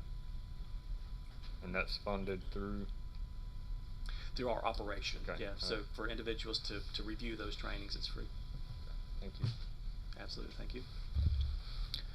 Any other questions? Yes, sir. Yes, sir. I have one. Yes, Mr. sir. Ward, this is probably an unfair question to ask, but I'm going to ask it anyway. Okay. There's a lot of concern in Anson County right now about Medicaid and the future of Medicaid with everything that's going on in Washington. What are you hearing? Sure. I appreciate the question. So I don't have an answer exactly, but I'll tell you what I am hearing. So as I understand it, in February, the House approved a budget directing the committee that oversees Medicaid to cut funding over the next 10 years by about $880 billion. Medicaid is a significant chunk of that full budget. So the state folks have reviewed it and said if that moves forward, likely North Carolina would have about a $27 billion reduction over the next 10 years. You wouldn't be able to take $27 billion out of the system without having an impact on services. So we're watching it incredibly closely. That is kind of the federal landscape. Specific to North Carolina, I would point out 2 things. One, when Medicaid expansion occurred in 2023, there is a provision in there that if the feds cut back on their ratio of Medicaid spending underneath 90%, then there is a trigger that would make us reconsider Medicaid expansion. You may know the way Medicaid is funded across the board is about 2/3 come from the feds, about 1/3 comes from the state. So with the Medicaid expansion individuals, that ratio is different. That's the 90 to 10% ratio. If it drops below that 90, there's going to be another conversation about what could happen. The second thing is you've heard about some expansion. So some of the expansion that we've had recently has been part of what was called the sign-on bonus from Medicaid expansion. That was about $1.4 billion that the state received. The state earmarked about $835 million of that for local behavioral health services. That has been paid in part. As I understand it, we get a quarterly payment of that $835 million. We've received about half of it. So if something happens, that $835 million could be in jeopardy as well. So we're watching it very carefully. I think Medicaid's an entitlement service, so we've seen some other reductions that have occurred that have not hit Medicaid, but to get those sizable reductions in the budget, it's possible. So we're watching it carefully. That's what I know at the moment, but if there's more information, we'll be glad to share it when we know. All right, thank you very much. Thank you. There's also concern about Medicare and Social Security. Any insights on those programs? So not as much because we're Medicaid managed care, but that Medicaid budget is all part of that same committee's purview. So I think there's some speculation about what can happen with it as well, but our information mainly is about the Medicaid portion. All right, thank you. Thank you. Any other questions for Mr. Ward? Mr. Chairman, I will make the observation that the $55,000 annual assessment has not changed in 20 years. Right. So we really appreciate the consideration. There's been no inflation as far as Trillium is concerned. We certainly appreciate you taking that into account and working with us, so thank you. Very good. Thank you all. If there's any questions later on, feel free to reach out. Thank you all. Thank you. All right, that concludes our appearances for tonight, so we're going to move into our public addresses to the board. There shall be a time set aside at each regular meeting of the board for public comment. Each citizen who wishes to speak during this time must sign up on a sign-up sheet prior to the start of the meeting. Each citizen shall be allowed 3 minutes for their presentation. All citizens are expected to follow proper decorum and shall not use profanity nor defamatory speech. The public is expected to remain seated except when leaving the room. Only presenters listed on the agenda or recognized by the chairman will be called to the podium to address the board. Commissioners are expected not to comment on matters brought to the board during this time, but to delay action or comment until staff has had an opportunity to research the subject matter and to report necessary and relevant information to all members of this board. So this time, I'm going to call Miriam Lyles.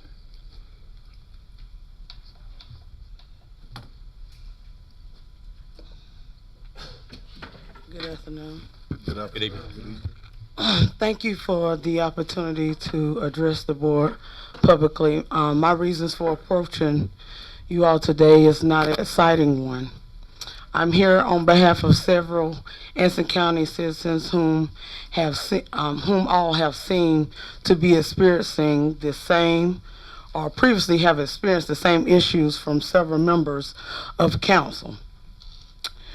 But anyways, including all council, including the clerk, the county manager, and the county attorney. But some of you have forgotten the sole purpose as to why the great citizens of Anson County chose you and elected you all to represent the county. But I can assure you that we did not elect any of you to publicly disrespect or privately disrespect any of us. We didn't elect you to abuse or show favoritism with our tax dollars. We did not elect you to ignore the needs of our county and continuously overlook the lack of opportunities and resources for our children. We did not elect any of you to push your own political or financial agendas as county commissioners. We did not elect you to secretly backbite each other just because you may disagree with another commissioner's opinion, idea, or recommendation.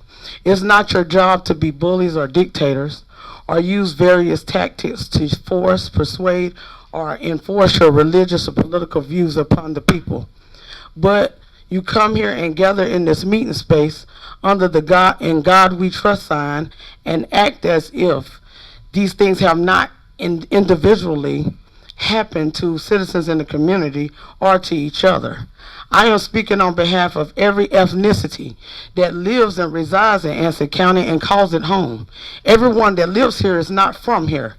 And just because they're not from here does not mean that anyone has the right to make them feel as an outcast.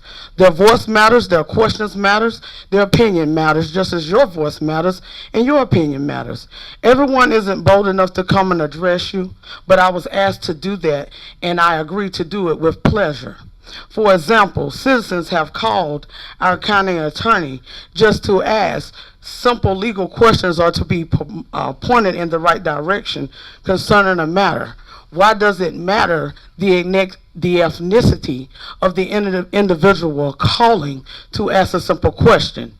You represent the county and should be ready to help and assist any citizen regardless of their ethnicity. So this is just an example of poor reflection, the poor reflection on this county, and a poor reflection on the great things and the great people that are trying to represent this county with dignity, pride, and respect. Thank you. Any questions? Thank you for that. Thank you. You said ethnicity. Like, who Yes. asked a question about ethnicity? So, as an advocate, you know that everybody's not bold, and everybody, if you already are not from here and you don't feel like you don't know people, you will go and just directly ask a question. And so I feel like if I call a lawyer or if I talk to you as a county commissioner and ask you a direct question, your first response to me should not be what my ethnicity is. My race, I'm saying me, in lieu of the people I'm representing. The race is irrelevant. The issue is what's relevant. So who wants to be greeted like that? If I call you and you say, oh, what's your ethnicity? It's irrelevant. Why not provide a service? If it's something that you don't do, redirect the citizen to where they need to go. And that is happening a lot. People, I know people may walk up to y'all and approach you guys because they don't have the boldness to do this. If you ignore them or make them feel like their voice is irrelevant, why would they come to a meeting?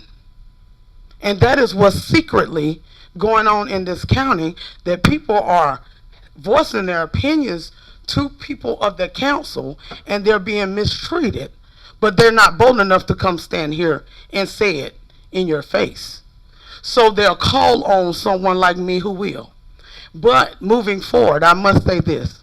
I am encouraging all of them to come say your name. Because it's not fair if Mr. Gatewood is not doing it or any other individual sitting up here is doing it. I'm encouraging them to come and say your name moving forward. And I wanted that documented in the minutes. Because it is happening a lot. It is happening a lot. One way in here, another way out there. And it's unacceptable. And I wanted to bring it to y'all's attention. I appreciate you bringing that to our attention. Thank you. And I will agree with you that every citizen's voice matters. And if they have an issue they want to address the board, I welcome every one of them to come. I hope they do, because we don't know. I guess we don't know if they don't voice especially if you're not doing it. You know what I'm saying? I don't know. So. But I am encouraging that, because it's one thing to be an advocate and an activist, but I am pushing our people to come say it and say your name, because it isn't fair to you guys if you're not doing it. If Mills is not doing it, but he still has to hear my voice. You get what I'm saying? So I'm encouraging them to come. Commissioner Elliott is not doing it. I'm just using I'm just using examples. It's not fair, but you get what I'm trying to say? Oh. So it'll be more direct. We're moving in a more direct place in life, that we need to just start calling people's name. This is how you treated me, Mr. Ellaby. Miss Little Reed, this is how I was treated, and I didn't appreciate that. Using those as examples, and that will bring them, they will directly approach you in a protective setting, and it will be noted how you're treating citizens outside of this space. I agree. So thank you for bringing that to us. You're welcome. Urge them to come. Yes. All right, next we have, I believe this is Kelly Knapp. I hope I pronounced that right. Yes. Yeah. I don't like public speaking, so I'm going to be very brief. All One right. page. A friend of mine, and I am a resident of Wadesboro, a friend of mine who's also a resident of Anson County was arrested several weeks ago for killing a dog on his property. The dog had apparently killed several of his chickens. He had no tags and was exhibiting aggressive behavior. He was caught in a trap, which I do not condone, but my friend had trouble with foxes killing his livestock also. He was attempting to release him when the dog began growling and snarling, maybe because he was in a trap, but maybe for some other reason he didn't know. My friend did shoot him. Now, my friend's wife was treated for rabies last year, so he was a little extra concerned about that. I have read the North Carolina statute 14360B, which is cruelty to animals, which he was arrested for. I've also read North Carolina statute 6714, which allows the killing of dogs which have killed your livestock on your own property. So I really don't understand why my friend was arrested with a felony arrest. I love dogs, and I would really hate that any dog got put down. I hate that. I'm also not in the habit of questioning law enforcement. I worked for a law enforcement agency for 34 years. But as a citizen and a livestock owner, I respectfully request a clarification on this issue. Thank you. I just have one question. You said you're a citizen of Wadesboro? Yes. So was it a Anson County Sheriff's Yes. deputy that arrested them? Yes. Okay, all right, just so I know who to go to. Thank you. Thank you. I got one question. Was the dog killed? Excuse me. I don't mean to be rude. I just want to let y'all know, this is an ongoing case. I'm very familiar with this case, and if I were y'all, I would not comment on it at all. I don't have a comment. I have a question. All right, thank you. Was this animal? I mean, it's public record. This is a citizen. I have a question. No, I don't care. Yeah. I'm just. Yeah, I have all right. to give advice, sir. Yeah. That's all I'm doing. I think, but I just have a question I'd like to answer because I'm just becoming aware of it. Was this animal killed on your friend's property? Yes. Okay. Could you? All right. That's all I wanted to know. I'm just curious. So I mean, if this is a matter of whatever's ongoing, I'm not a judge or lawyer, but I would like to know because this is a matter that is in the works now. Because I had some people calling about dogs and stuff and all this stuff. I'm just sick of hearing it myself. I hope it doesn't happen on my property. I really Right. I just wanted that answer, the answer to that question. Okay, thank you for that. So, all right, next up we have Mr. Garrett Snuggs.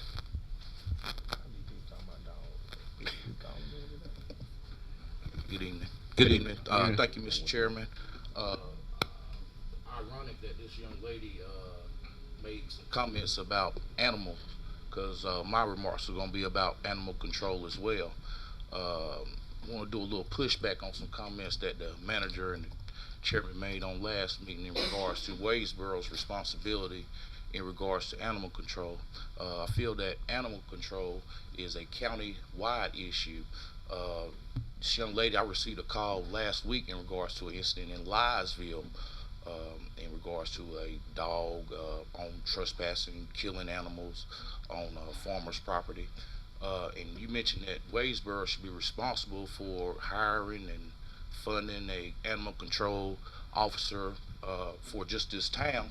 So how would that positively impact an incident that's happening in Liesville or Burnsville or Morven, for instance, or Peachland and Polkton? How would an officer funded by Wadesboro be able to adequately respond to incidents that will happen throughout the county? That's one issue. Second of all, if you look at other counties, surrounding areas, Stanley, Richmond, Union, Montgomery County, all these counties provide animal control for all the municipalities. Why is Anson County not keeping up with modern times and doing the same thing? We had an incident in Wadesboro last week. A stray dog with a chain entered into the Tractor Supply building right here in town. had officers respond, take time from not doing law enforcement activities, but do animal control, seized the dog, but had nowhere to take the dog to. So how do we respond to these issues moving forward? Again, it's not a Wadesboro issue, it's an Anson County issue, and I feel like Anson County commissioners should address the issue expeditiously because our citizens deserve these type of services to be implemented properly. Thank you. Thank you for that, Mr. Snuggs. So, I will comment that according to Wadesboro's town ordinance, Wadesboro says they are responsible for animal control according to the ordinance. Now, I know at your last meeting y'all were discussing changing your ordinance, and that's a different discussion we can have at a different date. But right. We also have an agreement with the county of Anson Wow. in regards to animal control. Do you have that in writing? We do. If it's okay, I see the town manager. Can we provide him time to come? I'd like to hear that if that's the case. If there's some truth to that. How's that? Good afternoon. I do want to echo Councilmember Snuggs' sentiments about animal control. In North Carolina, majority of animal control is handled by the counties, not small towns. I did too watch the meeting from last week, and the town of Wadesboro was mentioned several times, and as long as my name as well was mentioned several times. So this is only fitting that I'm here today. So Mr. Snuggs is absolutely correct. There is a agreement that was instituted in 2017, and then it was also, I got Madam Clerk, if you would take, I got a copy for everyone. Let me pass this around to everybody. And then it was in 2019. It was went into another agreement as well. And what it says is that the town of Wadesboro has contracted with Anson County to do animal control services. That's exactly what it says. And it says it has 2 4-year terms, right? Which basically says started in 2019 and it goes for 2 4-year terms, which goes to 2027, right? We do not have the capacity to have an animal control division. Our police officers are not equipped, they're not trained properly, right? So there's the agreement, it's our local agreement. Look under terms, you'll see the terms of the agreement. So to kind of put this to rest, so the viewing public can see that the town of Wadesboro, we have been enforcing our ordinance. We have, Mr. Cottle, we have. As a matter of fact, we have 2 officers that have gotten bitten by enforcing the ordinance. Like Mr. Snuggs mentioned, we had a pit bull wander into Tractor Supply, and 4 officers responded, and they got the dog and called animal control, the shelter, and guess what? It was closed. There was nobody there. So we are trying to, we want to work with the county. You see the agreement in front of you. We are doing everything we can to make sure that we work with the county, but we will definitely have our officers work with the animal control officers and enforce the ordinances and get the dog and take it to them and do everything we can, but we are doing what we are supposed to do. We are enforcing our ordinance. Absolutely, we are. And we have our interlocal agreement with the county for them to provide animal control service, which is pretty much provided throughout the state by counties. That's the fact of it. And so to say that we're negligent and we're not doing our job is actually incorrect. We are. This is the first time we've been discussing this issue for how long, Mr. Snuggs? I don't know how long we've been discussing it, but it should have been, readily available for you. Well, some agreement yeah. signed by your body. This is the first time we've seen it, and so if this is in place, absolutely, we'll abide by it. Yes, sir. It also says compensation. Has that been made? Because I don't know. Yeah, I don't. So if there is if we are owed, if there's a bill us. I'll make sure that it's taken care of. The bottom line is that all of you folks are from Anson County. I'm an outsider. You've been here your whole life. This has been a problem for several years, more than 10 years. This ain't new, right?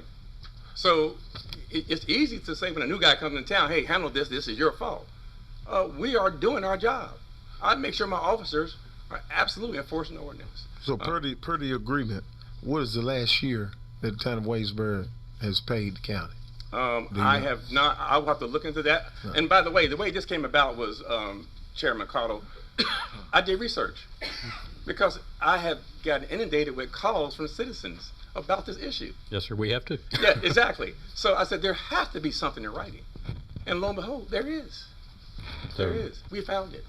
Well, I appreciate you finding it and presenting it to us. Yes, sir. Like, this is the Yes, first time sir. I've seen it, and I know we've been discussing this for 2 or 3 months now. Yeah. So at the last council meeting that we had, it was discussed in length. Commissioner Elby was there, and for almost an hour they talked about dogs and cats and just everything. And so we have to work together, right? And that's what leadership is working together, and that's what we're going to do. We're going to work together with the county to solve these issues. Any more questions for me? I don't have any at this time. So, thank you. I appreciate you presenting that. And thank you, Mr. Snooks. All right, that concludes our public addresses to the board. So this time we will move on to our manager's report. I didn't have anything, but since we had a really good presentation by Dr. Truman and Dr. Ratliff today on the schools, I actually interviewed with our finance director a few weeks ago, and I had mentioned to you briefly, Mr. Chairman, a financial advisory firm, because the county does not have, and it hasn't had in a long time, the amount of money that was discussed tonight to give to the schools, to give to the school system. The only way it could afford that would be to finance it some way with either a loan or bond sale. And so where I'm getting at is, if it would be the board's pleasure, I'd like to have that firm. It's Davenport Financial Advisors. They're located in a number of states. They were recommended to me by the retired chief finance officer from Wake County, Raleigh. And she is very sharp. She's also been our senior advisor with the NCACC. So if the board's pleasure would be such, I could probably have them come to a subsequent board meeting and make a presentation on how the board could afford to fund something for the school, or fund some things like, I've had board members here talking to me about a new DSS building, or a new health department building, and of course you all know that we're knee deep in trying to resurrect our water treatment facilities and wastewater plant. Is there a cost associated to that? Again, I didn't hear you. Is there a cost associated to these financial advisors? They would not charge initially for this appearance, but if we engaged them then to go forward with a bond sale or a borrow of some type, then there would be a charge.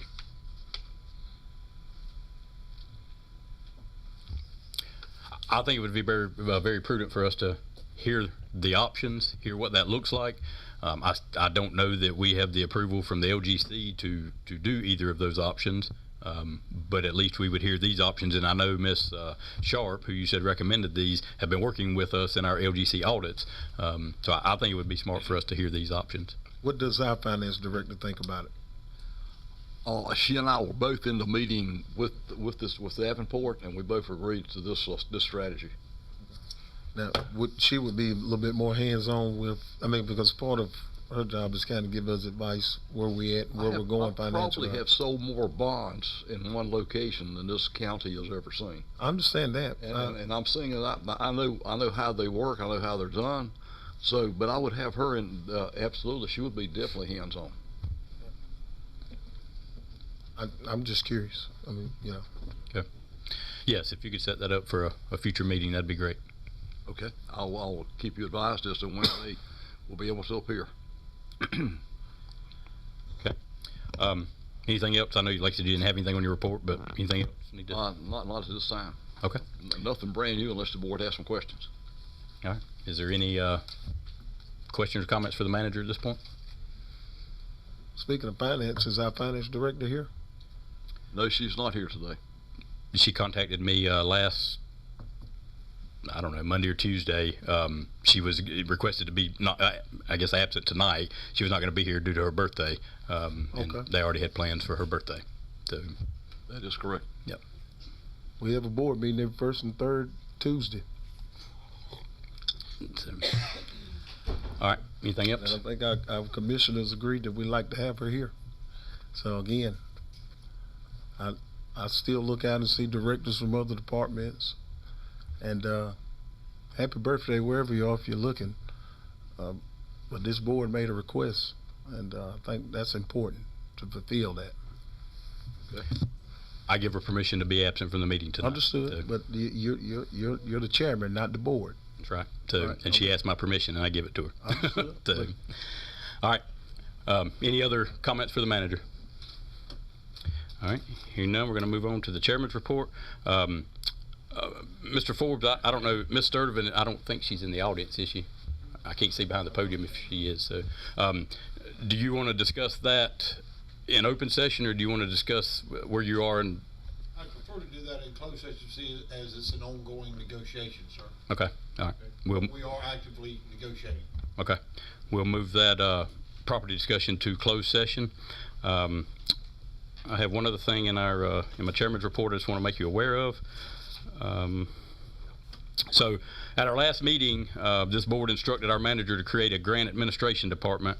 That job was advertised within our county internally for 5 days. Interviews were conducted last week, and I'm happy to announce tonight that our own clerk, Ms. Cannon, applied for that position and was ultimately offered the job by the manager. Myself and the county manager have signed her employee transfer documents where she can transfer into that new role. She'll begin her new role with the county on April the 15th. I look forward to working with Ms. Cannon in that new role. I hate that she is leaving the clerk's position. She's been the clerk to the Board of Commissioners for 8 years. I think she's done outstanding work, and so I appreciate her hard work and dedication that she gives to this board and prior boards before me. So thank you for that, and I look forward to working with you in your new role. So that we'll bring up, and I think we need to discuss it in closed session, some personnel issues moving forward with new clerk's position. So that is another item we can discuss with our attorney in closed sessions regarding personnel. That is all that I have for the chairman's report. I think we did get in this South Piedmont community. I think all commissioners got the invitation to graduation. Just want to make you aware of that. All right, we'll move on to commissioner concerns and comments. Just have one, Mr. Chairman, just a reminder. Hopefully everybody got the email. The District 10 meeting will be held on Thursday evening, April the 10th at 5:30, and it's at SPCC Lockhart Taylor Center, and it's in Studio A. And District 10 is comprised of Anson, Montgomery, Moore, and Richmond counties. So, and I've talked to all of the clerks, and they're making sure that their commissioners get the word. So, what time was that again? I've got it starts at 5:30. 5:30. Okay. Thank you. Studio A is upstairs, I believe. It's upstairs. Yeah. Go upstairs and down the hall. I'm not sure if it's the one on the left or the right, but we'll find out between now and then. We'll be there to direct you. Okay. So, all right. Thank you for that reminder. Any other comments or concerns? I make a motion. We're going to close session. Thank you. I was going to say I'll entertain that motion. So we have a motion to enter into closed session. We have a second by Commissioner Little Reed. All in favor, say aye. Aye. Thank you.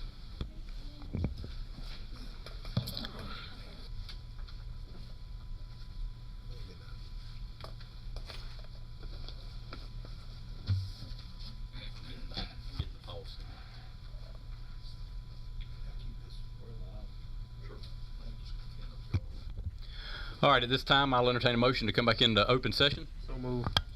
Motion by Commissioner Mims, second by Commissioner Gatewood. All in favor, say aye. Aye. Thank you. All right, at this time, I'll entertain a motion to adjourn.